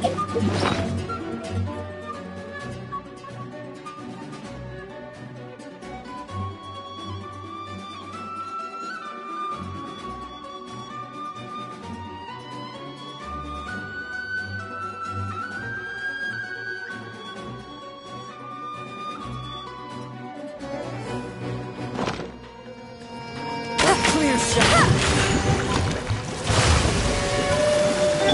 I must leave no stone unturned.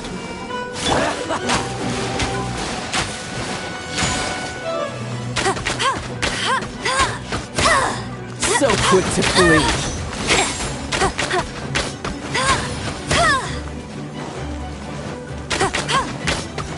How unbecoming. I'll race you there!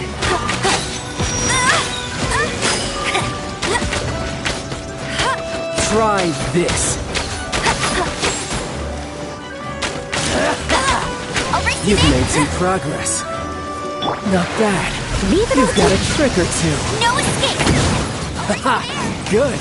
No wonder Senora was so wary of you. Well, that just means I can go all out. Brace yourself. This is about to get tough. Now, Show me what you can do against the might of a Harbinger! Raging Tide!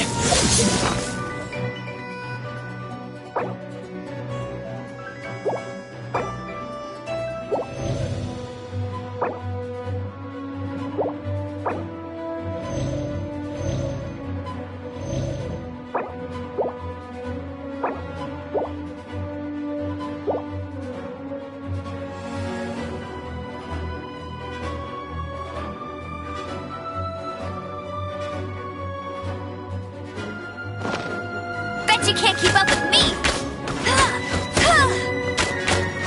Gotcha!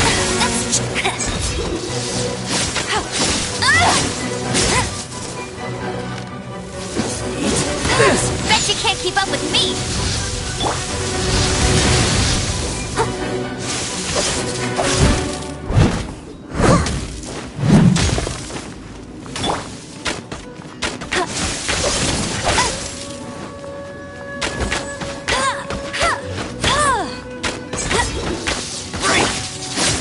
Someone needs assistance.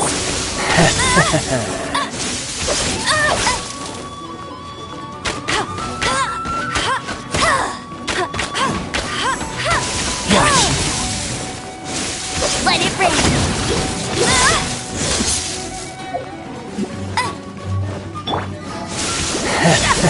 Go, Rubber, go!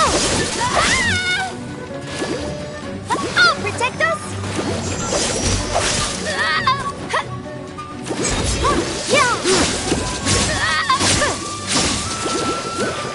No use hiding back there!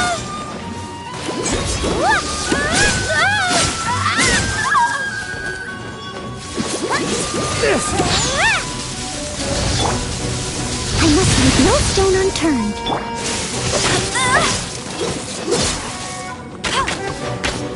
I'll crush you! I missed a spot.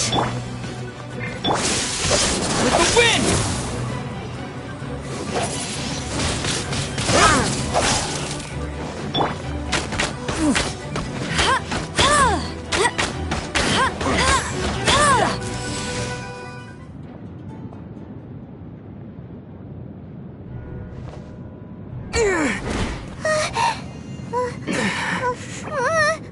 Not bad.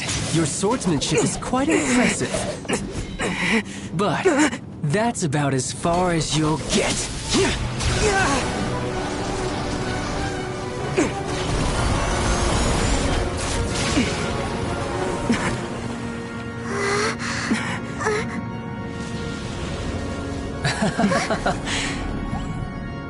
Didn't think you had that card hidden up your sleeve. You were just playing it to get close to the Exuvia! Oh, quiet down. Stop acting like some wide-eyed recruit. You've seen this world. You of all people should know. This should have been expected! Well then, I'll be taking Morax's Gnosis now!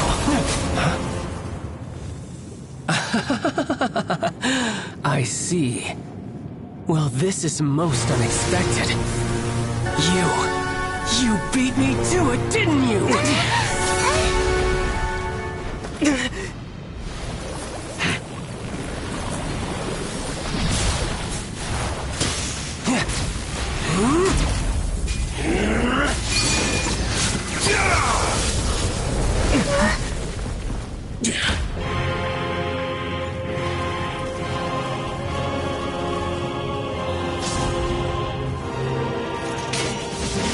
Not bad.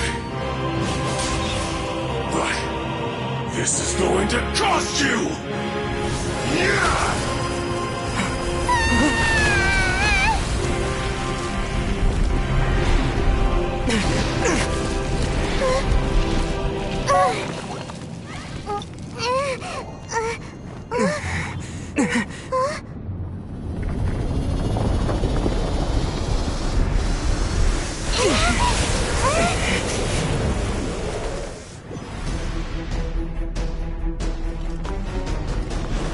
You got to the Gnosis ahead of me, didn't you? Did you simply move faster? Or did you leak the information regarding the Golden House to me on purpose? No matter. Hand the gnosis over, now! Don't make me take it from you! Take it?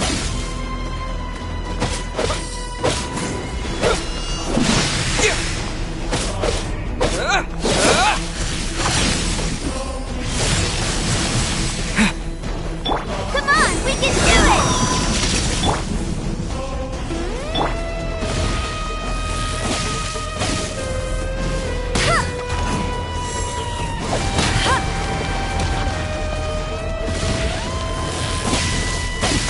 That's cheating! Magic, no escape! Windblade! Shatter!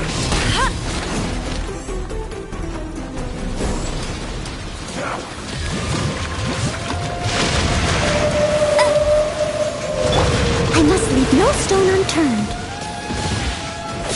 Time to clean up.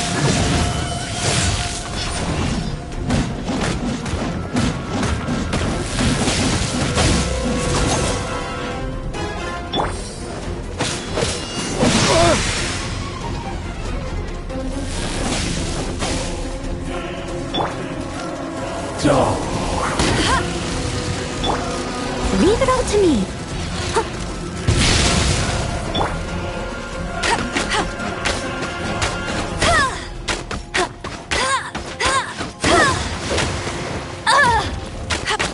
Die here. Bet you can't keep up with me! Tired!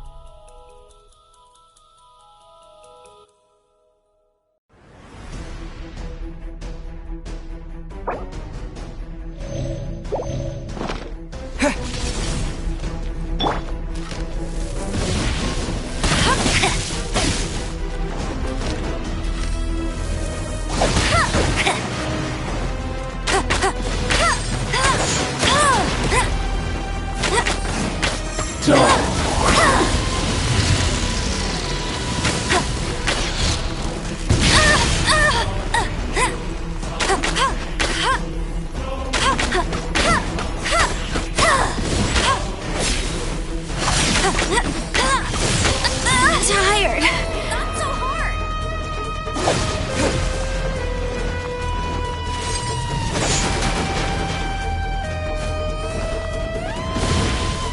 Windblade!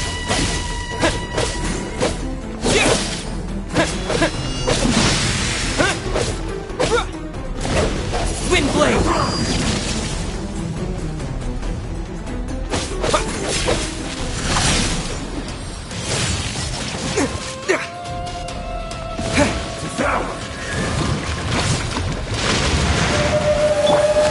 I must leave no stone unturned.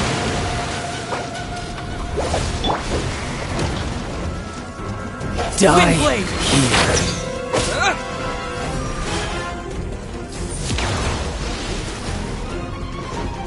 here.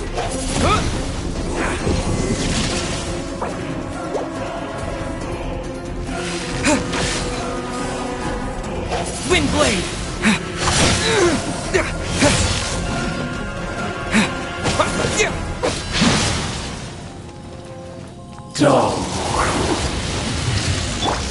Leave it all to me.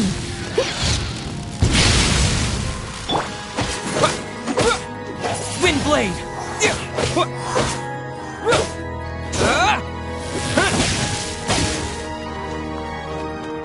Windblade!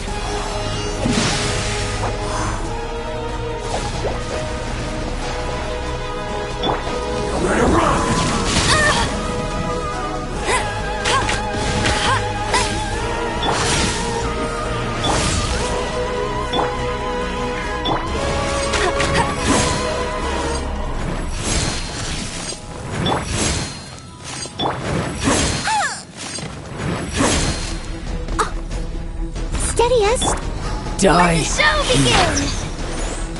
Yeah!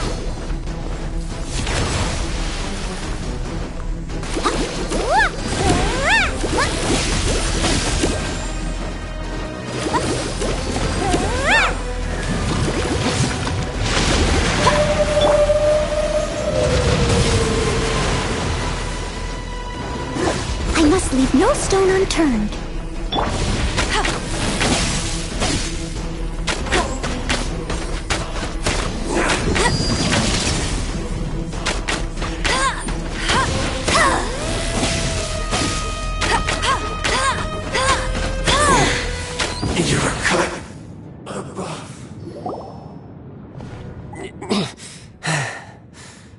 Look! Childe's back to normal again! Well then, time to cool off.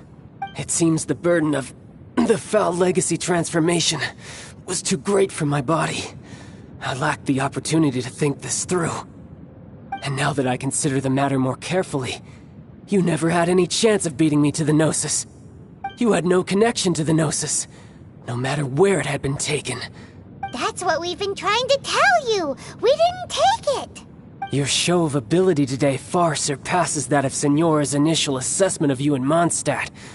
Tell me, how could that be? You already know the answer, don't you? I can see it in your eyes. But if that is a secret you wish to keep, I guess I'll just have to curb my curiosity. This battle has already left me satisfied. Anyone who strives as I do to grow stronger shall be called a friend, even if our friendship can only be shown in battle against one another. Pretty sure that's not the normal way to make friends. Unfortunately, I must bring this amiable conversation to an end. My quest still beckons. Given that the Gnosis wasn't taken by anyone, then we must look once again to the beginning. Perhaps it was never in the Exuvia to begin with. In fact, it might be that the Exuvia was just a diversion of sorts. What? So you mean that... Yes, it appears so. Interesting to say the least. It seems that the guardian deity of the capital of commerce is also well versed in little maneuvers beyond the boundaries of contracts. As such, we must now look to our backup plan. Backup plan? I had hoped it would never come to this. I absolutely detest working with those who are weaker than I. The truth is, the world belongs to those of us who desire to become strong. I seldom willingly mingle with any dull and boring weaklings who think otherwise. Unfortunately, we cannot be picky about our methods as Fatui Harbingers. Children must all learn to eat their vegetables sometime. So what are you planning to do? I will awaken the god that lies dormant beneath Guyan's stone forest. A god? Osile, Overlord of the Vortex, who was defeated by Morax, the Geo-Archon in the Archon War, and who has remained pinned beneath the waves by the Geo-Archon's stone spears ever since. If such an ancient god were to be unleashed upon Liyue Harbor, defenseless without the protection of its deity, do you think the cunning Rex Lapis would just stand aloof and watch the ensuing destruction? But the Archon War ended 2,000 years ago. How can an ancient god appear in a world now overseen by the Seven? Simple. I've already prepared the means to awaken it. Hey, those are sigils of permission! Oh, Paimon remembers now. The Fatui have been researching them. Indeed. The one that was given to you was just a byproduct of our research. With the power of so many sigils of permission concentrated in one place, along with that which was bestowed upon me as a harbinger by our Tsaritsa, breaking the subduing might of the Geo-Archon spears for a time should be no obstacle. Using the powers of ancient gods in such a situation fails to interest me, and is largely against my principles. But knowing that such an action will not only force the Geo-Archon to show its hand, but you as well, that makes matters a little more intriguing.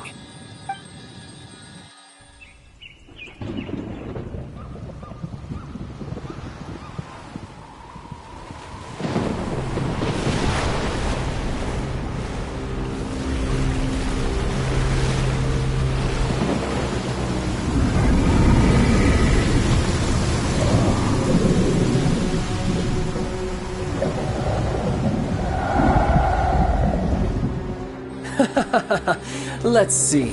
Will the nation that has lost its deity be swallowed up by an ancient malice once more? If you wish to drown together with the people of Liyue, you're free to stay and enjoy the show.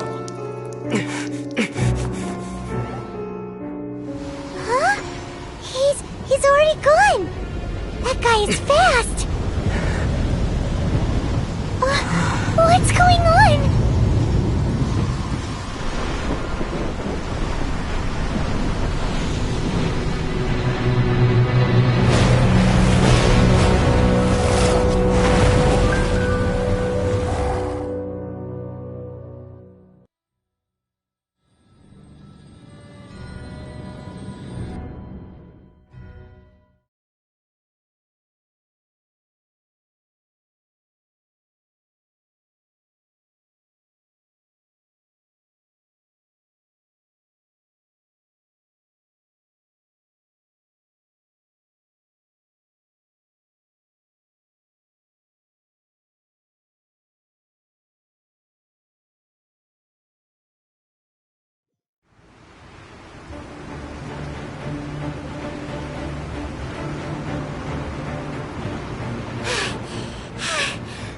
Exhausted.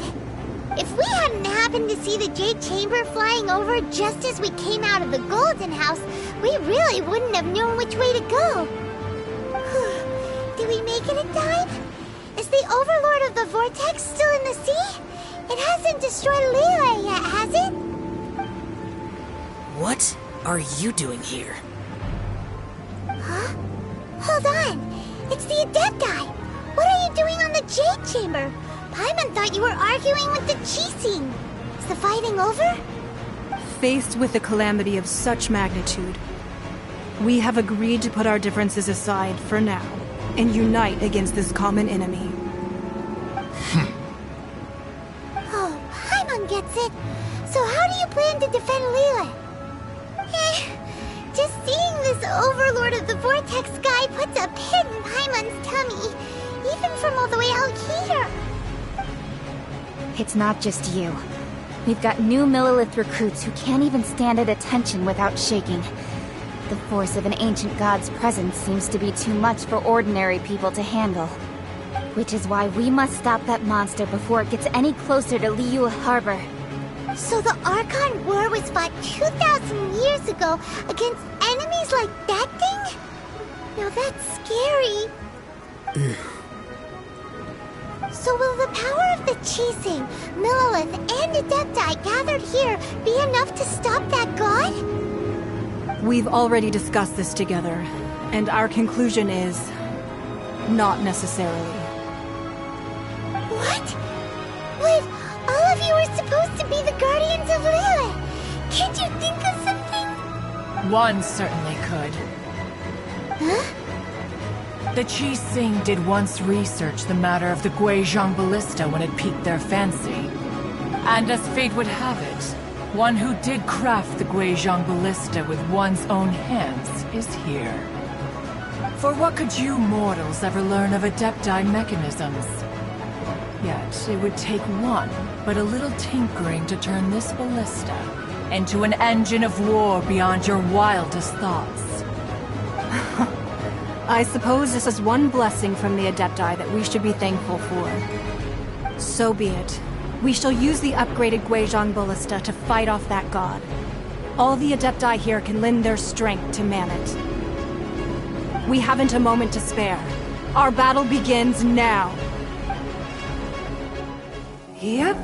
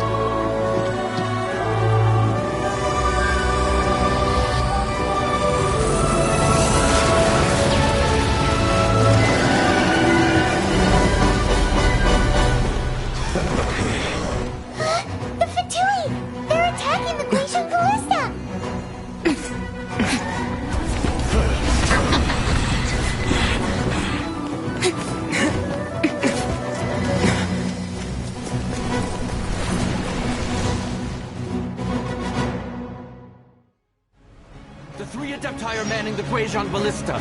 Do not let the Fatui disturb their work! All able Millilith, with me! Let's go help too! We Adepti have not faced a god in several millennia. Let one see what you're made of then. What strength remains within you? One wishes to witness. With the wind! I miscalculated. This should be fun!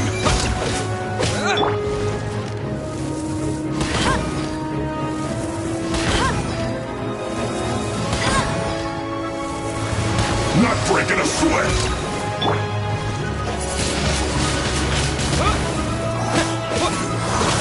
This should be fun!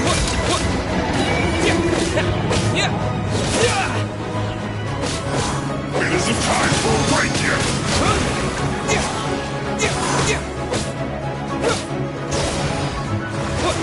Not breaking a sweat!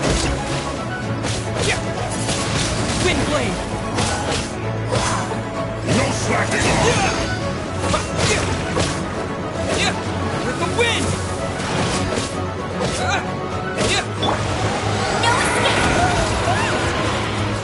That is Osial's divine power. I am very familiar with it. Be careful not to get hit.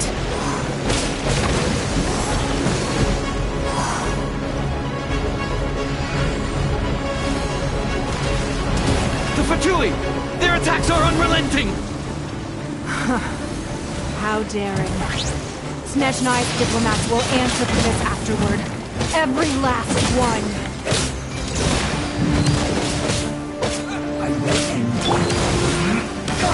It's a waste of time right here! Bet you can't keep up with me!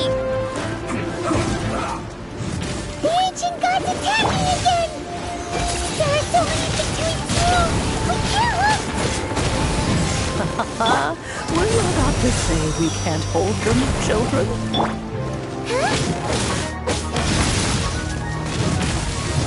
Don't lose heart. Here, take this. This is Adeptal energy! That light from your body, it's like the tiny Julian cars! Wow, it's Madame Pig's shockwave! This green is really strong!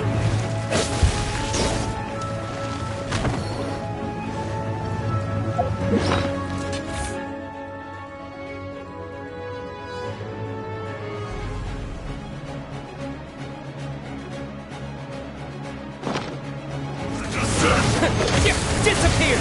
It's time for a flash freeze! Not breaking a sweat! We've only just begun. You can't run! Looks like I'll protect us! my duty! With the blood of the Chilian, I guard you against evil! Cast your fear of injury by the wayside, and fight with all your might! I too did this during the Archon War! So this is what Ganya's like in a fight! My name means swiftness. Take my power and run as I do. We're going too fast!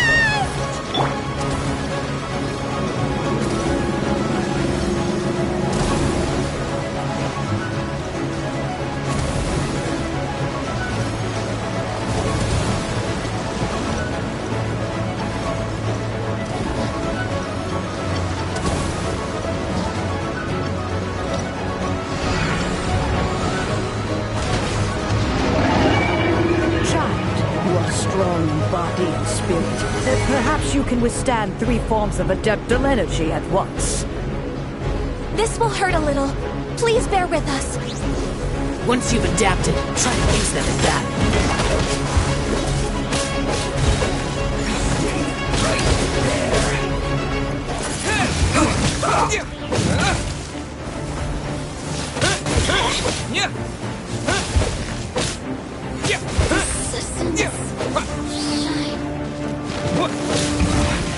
This isn't good. Back into it!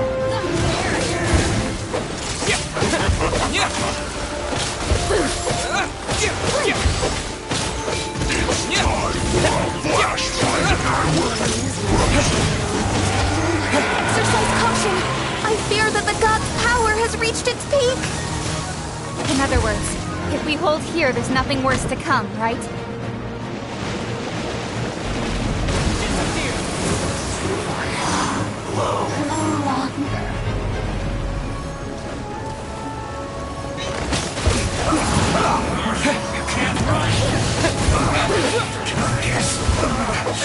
Looks like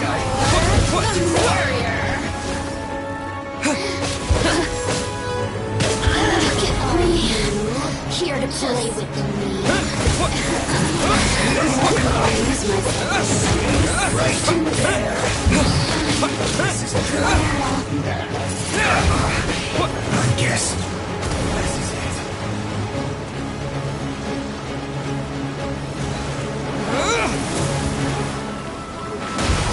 You're not going through. This should be fun. Twin blade! Over here! Look, the Fatui's numbers are thinning! Fight on, comrades! Once we finish this lot off, the Adepti will be able to deal with the god in peace!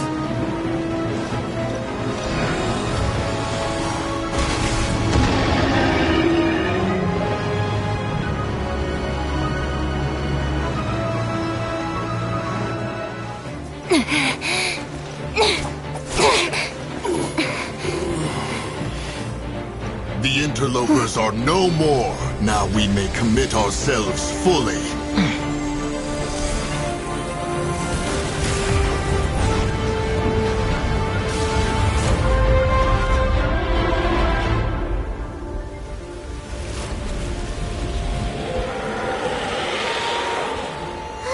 It's working! We just need to keep this up!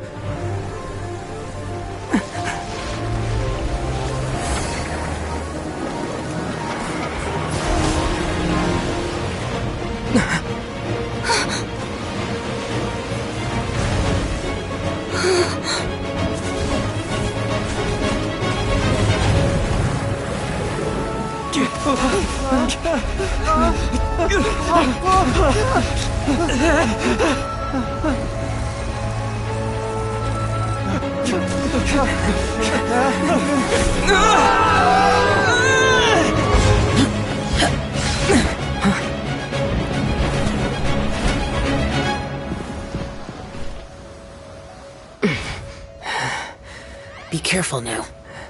The Guizhong Ballista is destroyed. Without its covering fire, retaliation shall be difficult. But the Jade Chamber is our last line of defense. We can't give another inch, no matter what. I have another idea.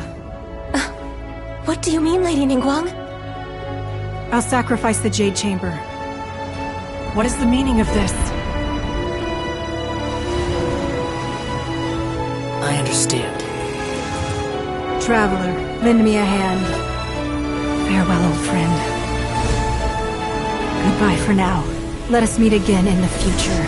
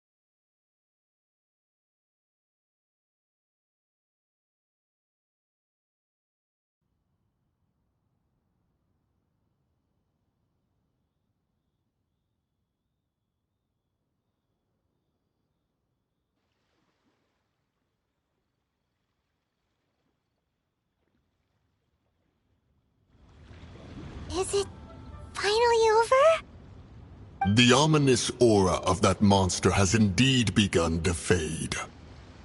The effects of the Sigil of Permission last but a short time. It will be some time before the Overlord of the Vortex can make any waves again. We are indebted to you for your assistance. If the Adepti hadn't happened to be here, the future of Liyue Harbor would surely have been in great jeopardy. Save your flattery. We didn't just happen to be here. Surely you won't pretend to have forgotten the reason for which we came. Come now. There's no need for such harsh words, Cloud Retainer. I've heard that when Ningguang began learning to do business, she had already started setting aside part of her then limited income in preparation for building the Jade Chamber. At first, it was only the size of a small room, but with continued expansion, it has become the palace that lies before you now. It is a testament to Ningguang's entire life, both as a businesswoman and as the backbone of the Liyue Qixing. Seeing the Jade Chamber destroyed in the defense of Liyue means much to her. To me, such cooperation and sacrifice deserves at least some recognition, don't you agree? Well, I was really hoping you would say that such sacrifice could at least be used as some leverage in our negotiations.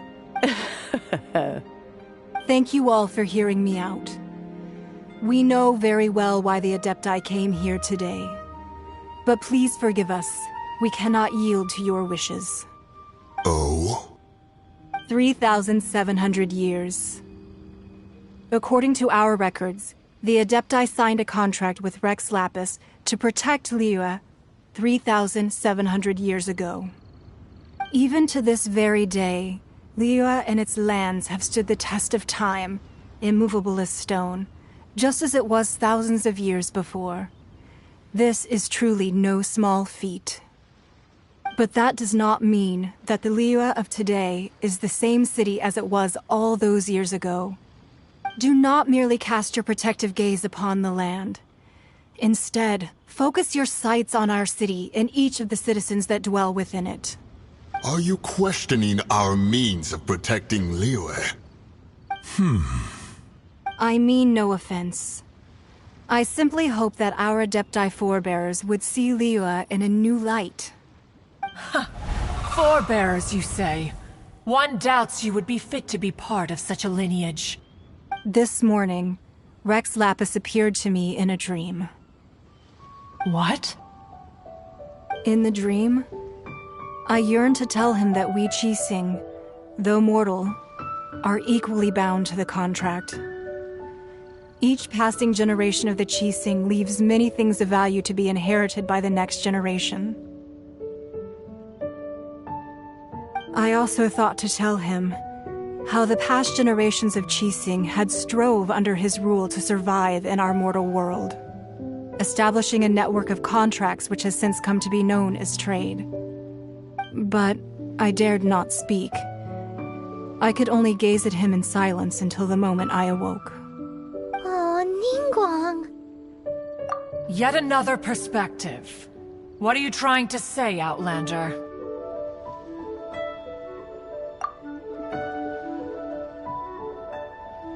Right! That's something that happened in Mondstadt. It's a story about the Four Winds and the people of the Animal Archon. The Animal Archon sought to quell the strife between the two sides, because he believed that such conflict would only scar the hearts of both, and that nothing good would come of it. Each of the 7 nations has its own scars from the past. Though your point is the very height of simplicity. As Adepti, we've become a laughingstock, to be chastised thus by an outlander who has lent us such succor. All right, all right. Didn't Ningguang suggest that we should focus on the city and each of its citizens? I know I already have, so why not see for yourselves? I apologize for appearing in full armor. I am afraid I cannot show the proper courtesies. And who are you? I am Feng Yan, a sergeant of the Millelith. I have come to extend my thanks to the Adepti. I thought this battle would perhaps be my last. But thanks to the aid of the Adepti, our forces were not as badly battered as I feared we might be. Although I am a mere mortal soldier, I promise to hold the line and never betray the grace given to us by the illuminated Adepti this day. Huh?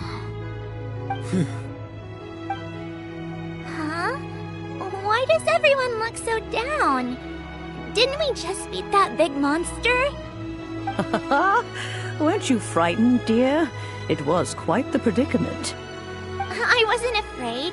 All the strong Millilith guards were there, and those powerful heroes with their visions were there. Everyone was there. When danger is near, everyone always protects me. And the rest of the time, they make fun toys and tasty snacks and loads of things that make the harbor so pretty. Thanks for protecting Liyue Harbor.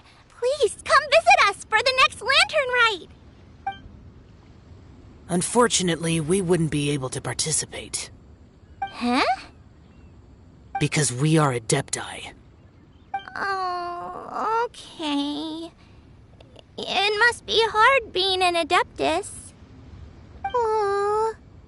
You see, this is what Liyue is like today. The country of contracts is grateful to the Adepti for their protection, but it is no longer necessary for the city to rely on the Adepti's power to solve every little niggling matter. Although their blood is weak, there is still strength to be found in those we call mortals. The time of contracts between gods and Liyue has long since passed. Now is the time of contracts between Liyue and its people. Seeing the port around us now, it is hard not to feel a bit out of place. Wouldn't you say so, Cloud Retainer? Your line of inquiry is askew. One did not spearhead this expedition to Liyue Harbor. Seems like the Adepti have had a change of heart.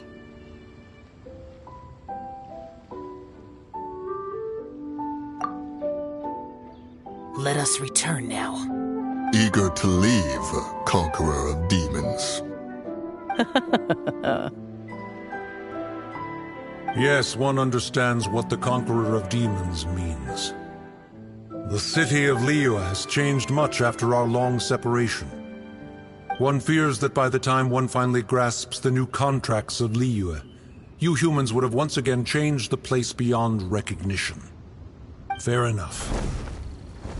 Away we shall, and return whence we came.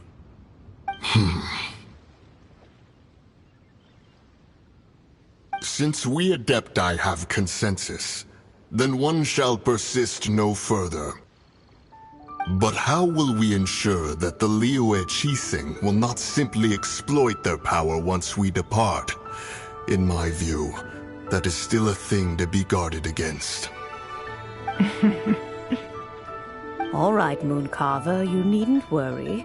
It seems to me that this right of supervision is best left to the people of Liyue. Looks like the conflict between humans and Adepti was avoided. All's well that ends well, huh? Oh, right! It's nice that we've got peace and all, but we're forgetting one thing. Childe wanted to unleash the god so he could lure Rex Lapis out. But we were able to handle the Overlord of the Vortex on our own, so Rex Lapis never showed up. Oh, and speaking of that, don't we still need to get to the bottom of that Archon's death, too?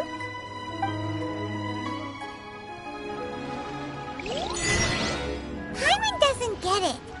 But isn't the strongest lead we have the Adeptiless rite of parting that we're organizing? No idea where Zhongli's gone. Let's ask for him at Wangshen Funeral Parlor.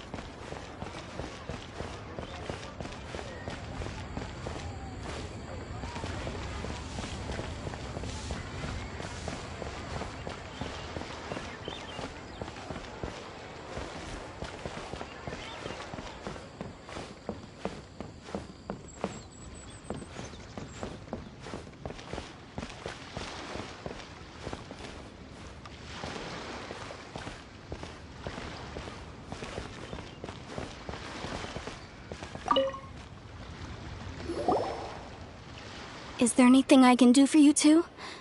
I'm afraid that Wangsheng funeral parlor isn't in the best state to receive guests. We've come to see Zhongli. Could you please tell him we're here? Unfortunately, Zhongli isn't here at the moment. It seems he went to Northland Bank. Doesn't the Northland Bank belong to the Fatui? Last time we saw Zhongli was before we went to the Golden House. Do you think he doesn't know about the attack on Liyue? Visiting the Fatui at a time like this could only mean more trouble. We had better go and make sure that everything is okay.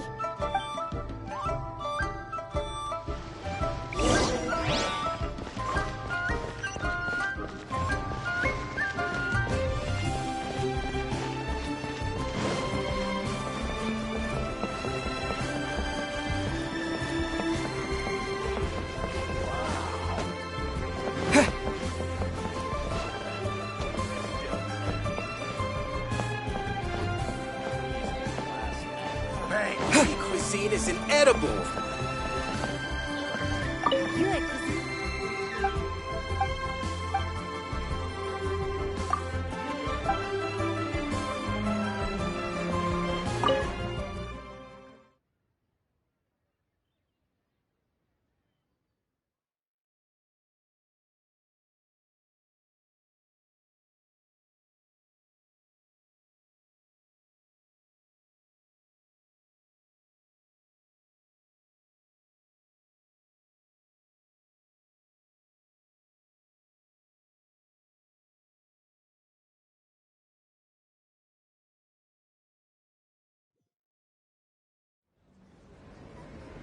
You call this cooperation between Harbingers? Cooperation involves communication, you know. Don't take it to heart, child. Besides, aren't you happy that you got to skip the formalities and bring chaos to the land? I'm sure you must have enjoyed that. Oh, it seems that some of your friends have arrived. Hey, it's Zhongli and Childe. And you! You're also one of the Harbingers? It's you two. I believe we've met once before. In the city of Bards, was it? I'm glad you still remember my name. Ah, right. I imagine that it must have been rather hard to forget watching helplessly as something precious was snatched away from your friend. No, don't let her get to you! You've yet to gather the powers of all 7 elements, and our last battle at the Golden House was almost more than you could handle. So it might be best to keep things peaceful this time, seeing that 2 of the Harbingers are here. Well, if it isn't you two. This is our first time seeing each other since Liyue was nearly wiped off the map. This is certainly a bit awkward, wouldn't you say? Paimon knew that we should never have trusted a Fatui Harbinger. Oh, now don't say that. Sure, I may have misled you, but I never had anything against you personally. Besides, I thought we were getting along quite well together, didn't you? Except for that little tussle we had at the end. Nothing personal. We just have different views, that's all. Of course, you may very well hold this against me, but that's up to you. The real deceivers here are Senora and Zhongli. Curse them for leading me on.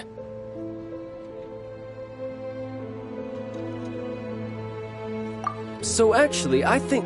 Stop wasting time, child. There'll be plenty of time to chat once I'm through here. You remember the agreement, Morax. Now, if you would be so kind. The Gnosis, please. What in the world are you talking about? The contract is fulfilled.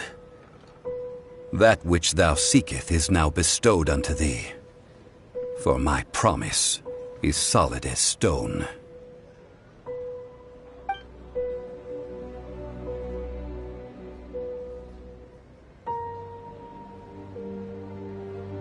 How sanctimonious.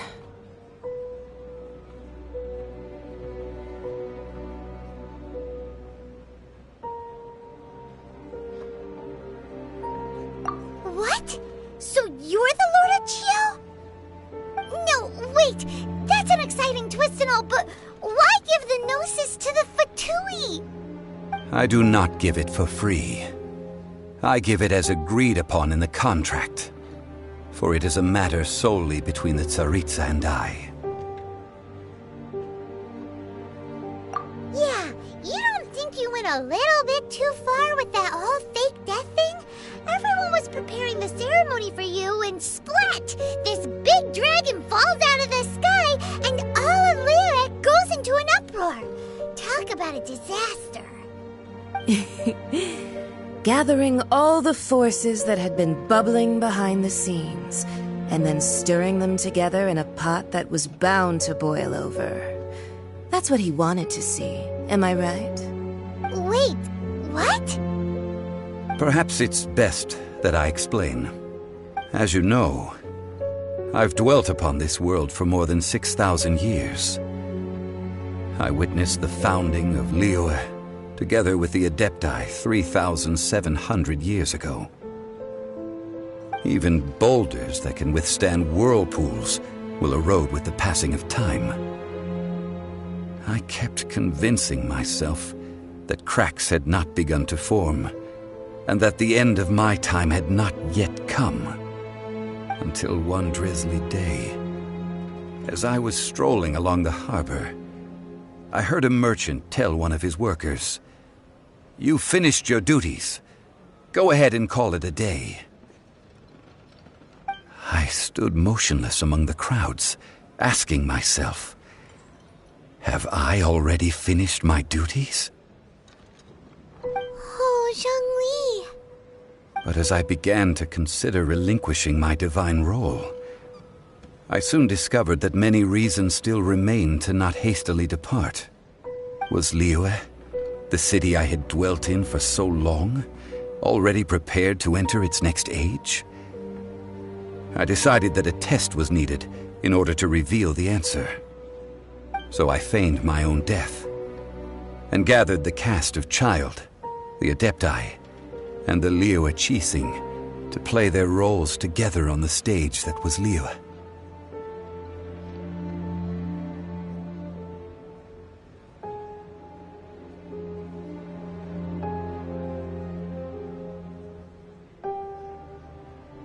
Indeed I was.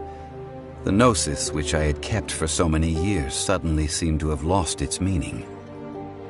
That's right. Which is why I continued to safeguard the Gnosis until now.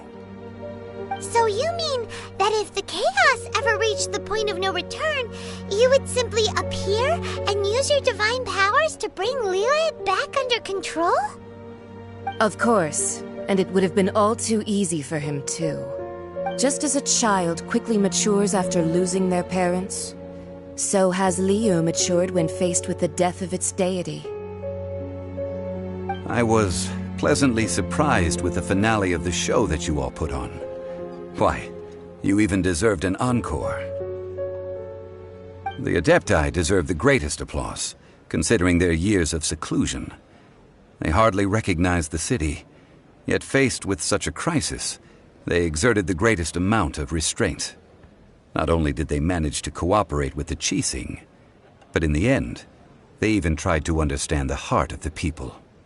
And hats off to the emissary dispatched by the Cryo-Archon to fulfill our contract, Signora. She managed to keep everything she knew in strict confidence, far from the eavesdropping ears of her colleague Childe, just as I had requested.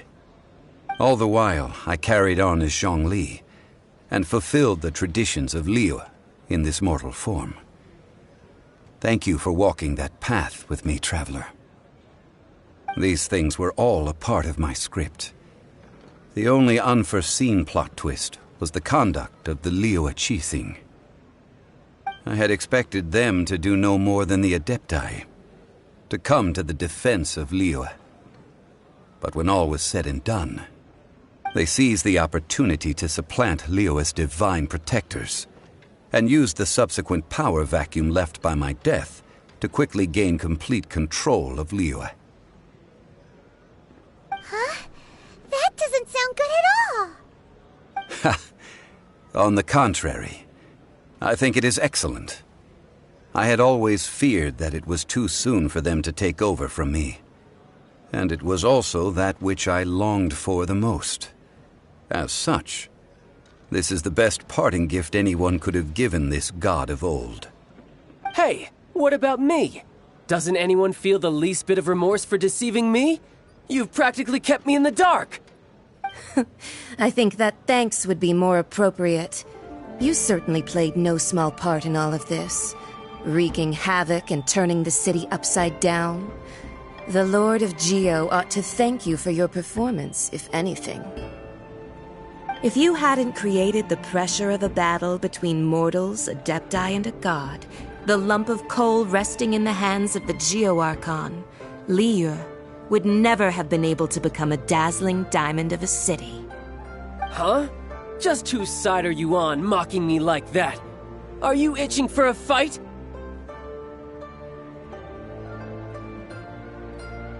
Hey, haven't you learned the Liyue saying, don't always call it as you see it? Well then, with the Gnosis in my possession, I have no use for such idle chatter. We should return to Zapoljarny Palace and seek an audience with Her Majesty, the Tsaritsa. Come, child. Fine. I'll meet you there later. I'm not sharing a boat with the likes of you. Do as you wish.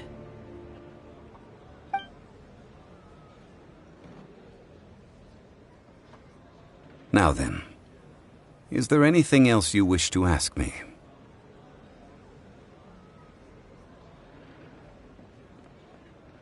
Right! As Zhongli always told us, a good trade is a fair trade.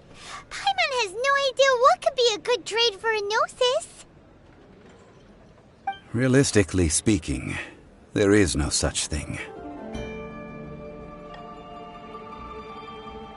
Huh?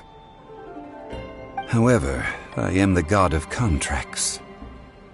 For thousands of years, I have made countless contracts.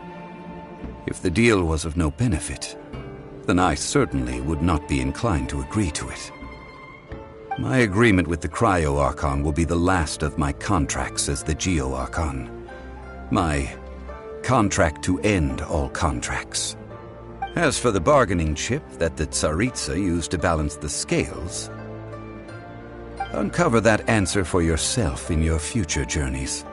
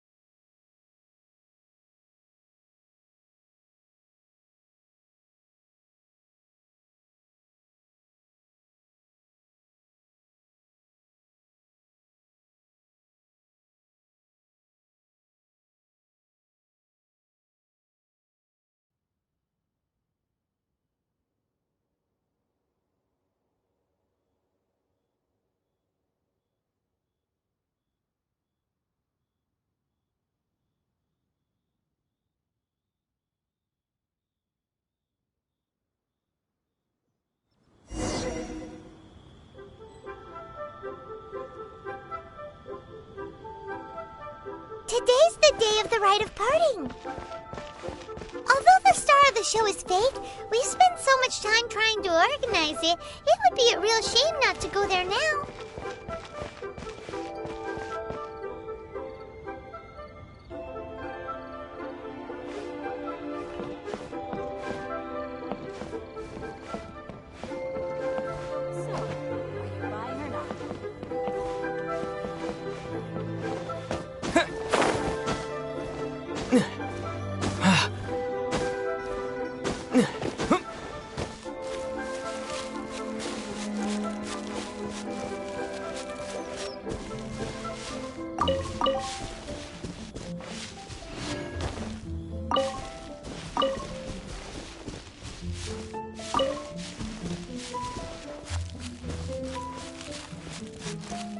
You know that god from the ocean couldn't have just shown up out of nowhere. I mean, it's been 2,000 years since Rex Lapis subdued it. Yes, and to think that this happened right on the heels of the incident with Rex Lapis, too.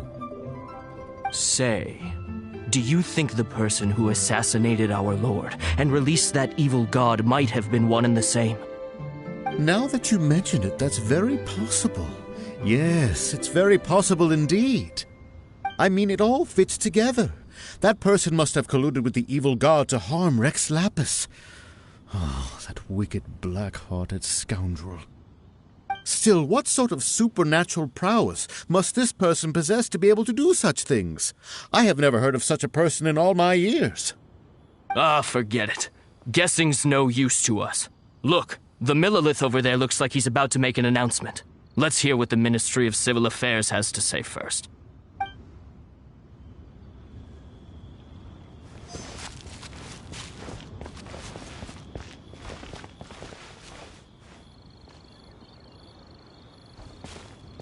Oh, well, since we're going through with this rite of parting, I guess it means that those rumors hit the nail on the head. So Rex Lapis is really... But they didn't catch the culprit, did they? Oh, come on. Do you think that the assassin could have been a normal person? You know what I think. I don't think any of the gossip on the streets you hear from those shady types is worth anything. There's only one real possibility in my mind. I've heard that the assassin was that Fatui fellow. Youngish, pretty high in rank. I think they called him Childe. The Fatui? They certainly are very suspicious. Who knows what those greedy, crooked folks... Shh! Lower your voice. If the Fatui catch you in their sights, Rex Lapis won't be around to protect you this time.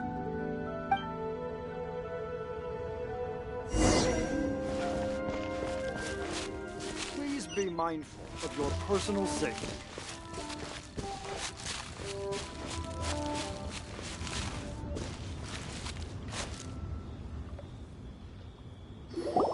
Hear ye all! The Qixing's words. Though a dragon soars ageless as the mountains, it too must return to dust. This is common knowledge. Gods and Adepti live glorious lives, but both light and shadow have their season. So too must they face divinely appointed trials.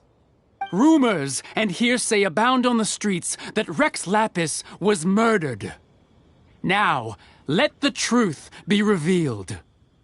Having been thwarted in his trial, Rex Lapis's soul has recouped the celestial heights.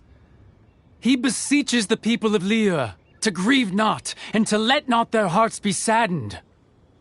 Nor are they to believe street-born rumors or indulge in baseless speculation.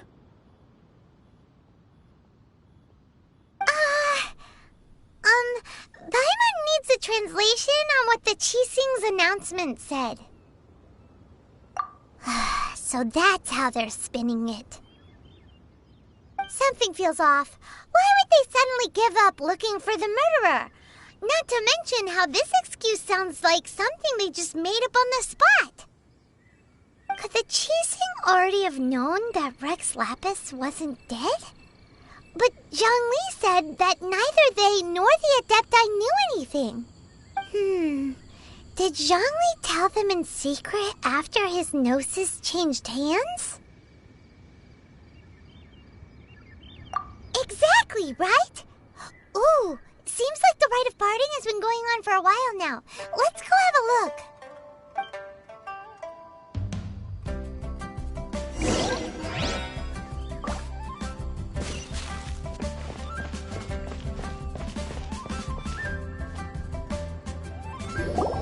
Look, it's Ningguang and Keqing.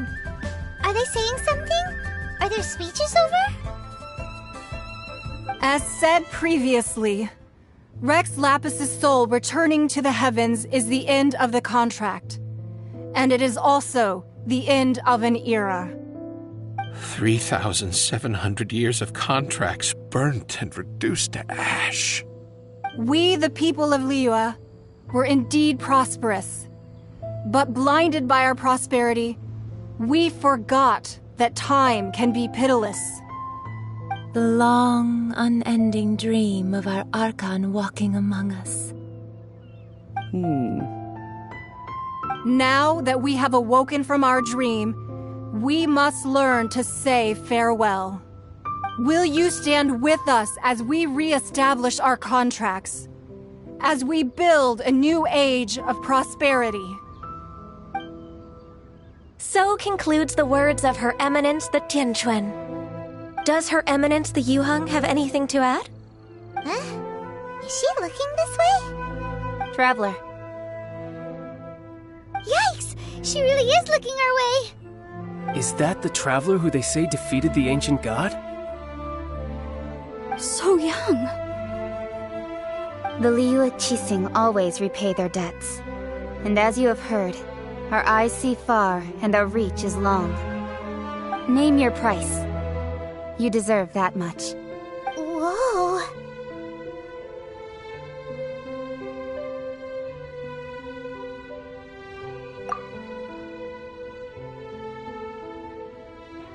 Well, could you help me put up some missing person posters?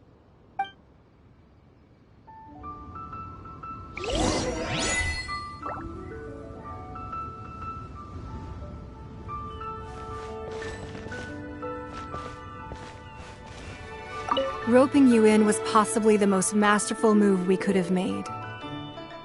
I believe that future generations will say so too when our deeds come up for their review.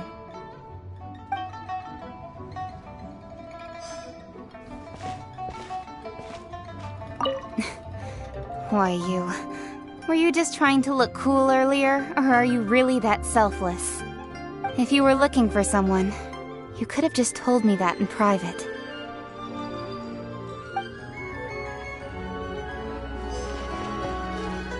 The cleanup of the premises, managing the crowds as they exit, making an account of the rite. There's much that remains to be done.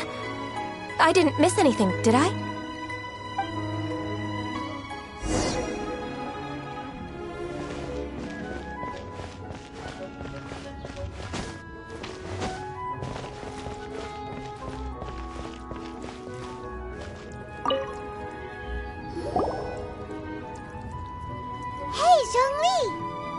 Look at this! Everyone in Liyue is caught up in their emotions, thinking that they'll never see Rex Lapis again. And here you are looking all relaxed. Why would I not feel more at ease after laying down the burden I have borne for 3,700 years? Right. If the two of you can spare the time, I should treat you to a meal at the Xinyue kiosk. Ha! That sounds like big talk, Zhongli. Paimon might have believed you if you were treating us to some third-round knockout, but you'd have to pay out your nose just to stand inside Xinyue kiosk. Are you sure you can afford it? You're right. I do like the Mora. But why would Morax lack Mora? As the Rex Lapis Morax, I can easily create Mora. But since I have chosen to walk this earth as the mortal Zhongli, I should abide by the same rules that mortals do. When I was journeying with you, though I still had the Gnosis in hand, I knew that I must soon retire from my role as an Archon, so I had to rehearse a little for my new life. Oh, no wonder! Paimon gets it now. You didn't look at the price tags when we were spending because you've never had to.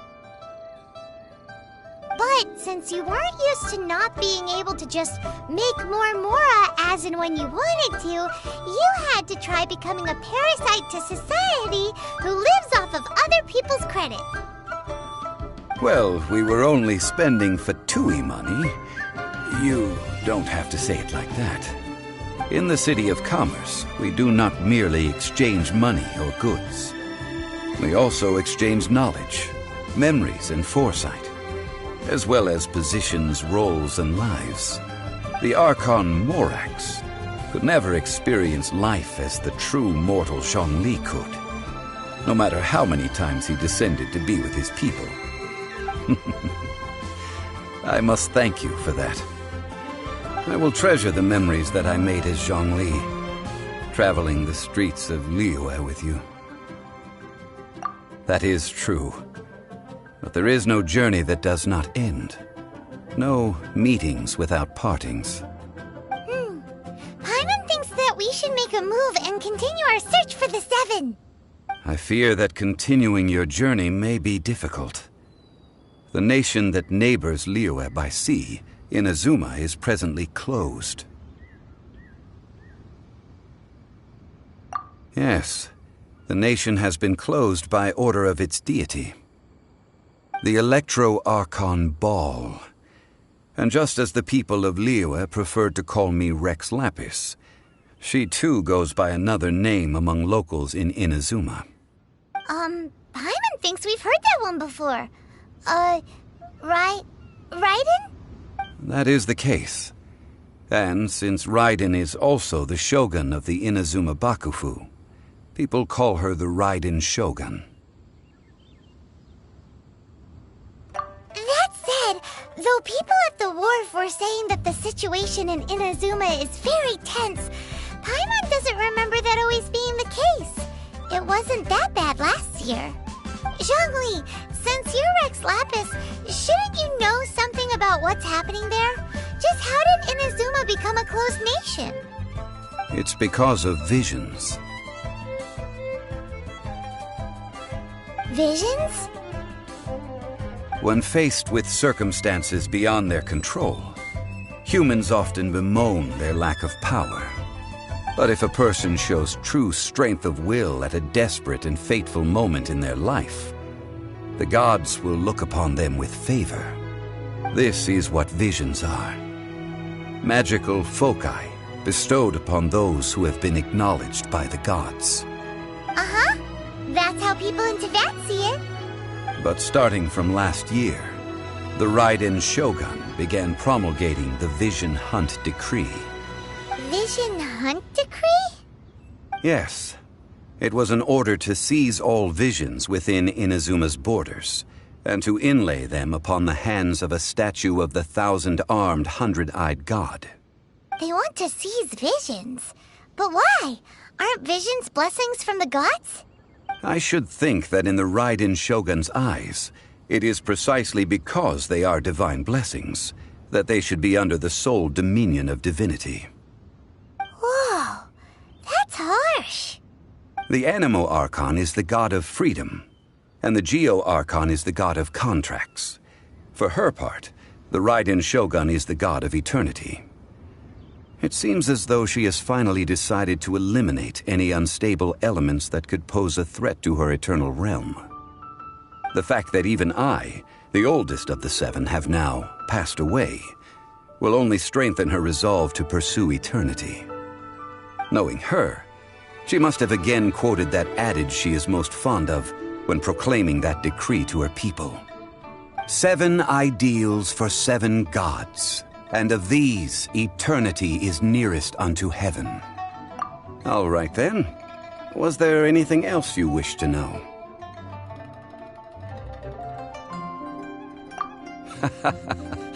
Ah, that was a good one. Failing a divine trial. How they came up with that excuse, I will never know.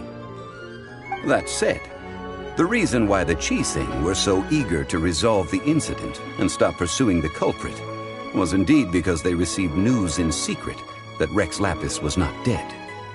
I hinted as much to the Adepti as well. How did I accomplish that, you ask? Have you ever heard of this particularly convenient Adepti art known as gifting dreams and visions? All right then. Was there anything else you wish to know? Yeah, about that. Before the Qixing made their announcement, we listened to a lot of people talking on the way. Most of them put the blame for everything on Childe. These are indeed false accusations.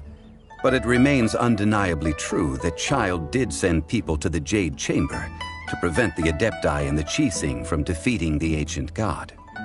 I've heard that Ningguang is busy milking that for all it's worth on the foreign relations front at the moment, browbeating the envoys of the Fatui. Ha! Those poor Snezhnayan diplomats. If it were not for Childe's exalted position as a harbinger, I'm certain that they would have shifted all the blame to him and called for his dismissal by now. All right then. Was there anything else you wish to know? The time of the Adepti has long passed. If even the Liyue Qixing don't want to face that truth, then what future is there for Liyue? Keqing is absolutely right in saying this. Now, though I did laud Ningguang's desire for power, believing this to be a good thing, and thought as a matter of course that she must have been behind the Qixing's plan to take governing power over Liyue from the hands of the gods and Adepti. Could the original person who brought up the idea of seizing power have been... All right then. Was there anything else you wish to know? That's right. Zhongli, now that you don't have your gnosis, what's going to happen to all the Mora in Teyvat? Since Morax is dead, are they all just gonna disappear? Also, isn't the Golden House the only mint in the entire continent? Will it even continue to work? The Mora present now will not vanish. But the Golden House will indeed have to cease operations for a lengthy period of time, since creating Mora requires the use of the Geo-Archon's power. This is terrible! We're all about to run out of Mora! The world is coming to an end! Yes, this is indeed a major issue from a financial standpoint. Well, I suppose we'll just leave such troublesome matters to the Liyue Qixing to debate. Then, did you at least set some private funds aside for yourself? Oh, a private fund. This does seem like a good, logical, common-sense idea. It's a shame. What's a shame? It's a shame that I didn't think of it at the time. All right then. Was there anything else you wish to know? Well then, I suppose you'll have to find a way to get inside this closed nation. Have patience.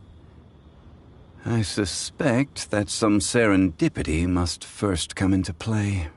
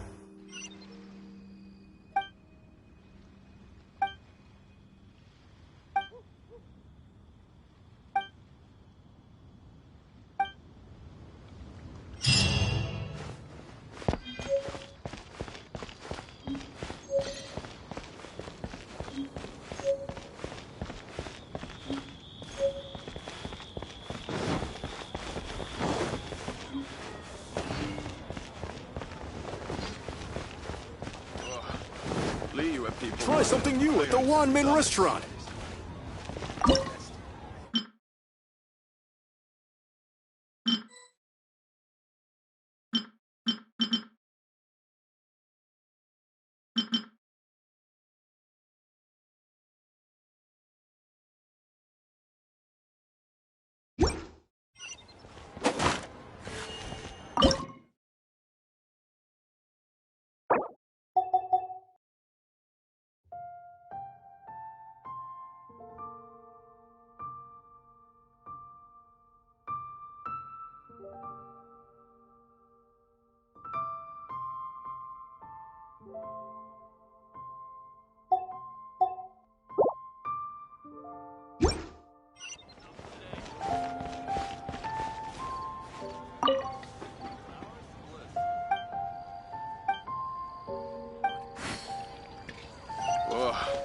Liyue people must have iron stomachs. Leo is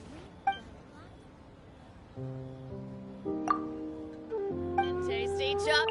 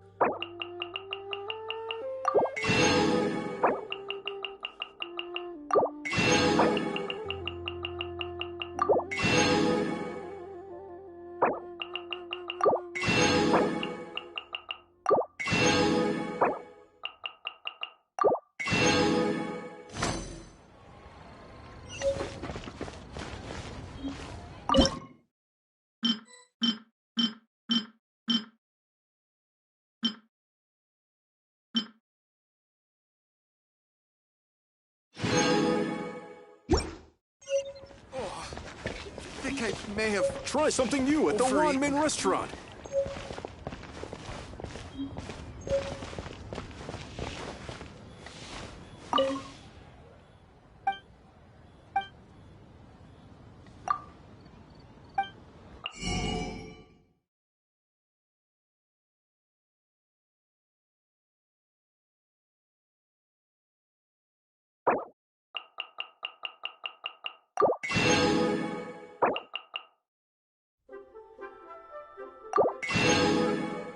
Wanmin restaurant.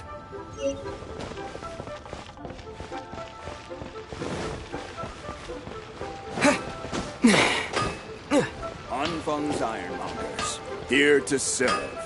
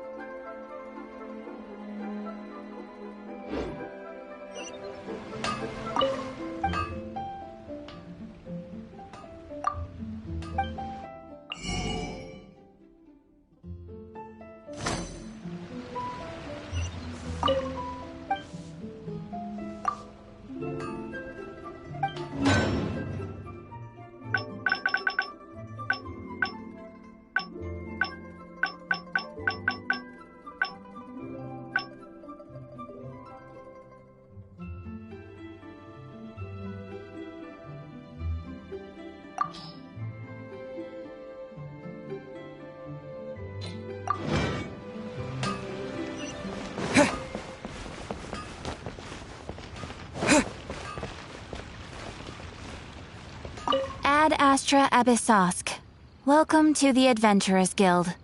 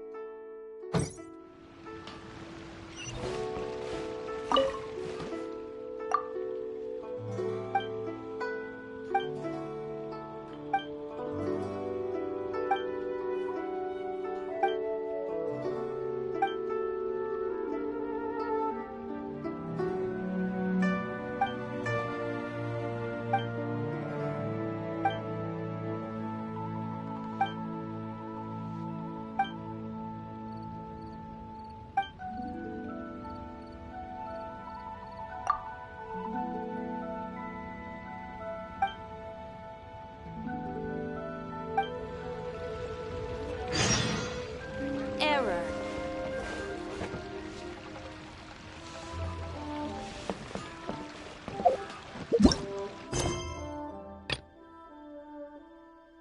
Save this money or invest it.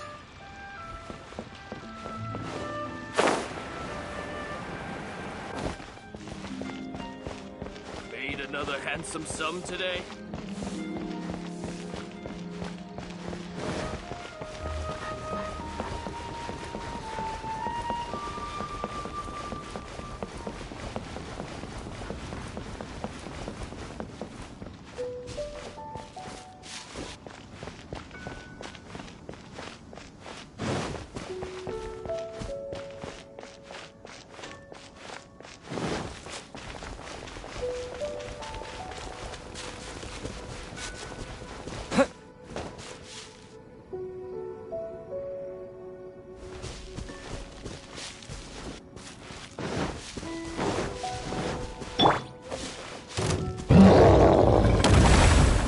Leave it all to time to clean up.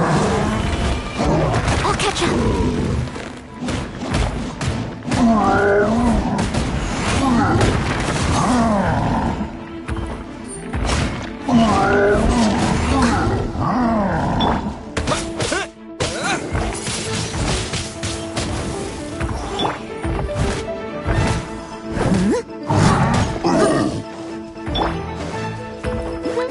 Let it rain.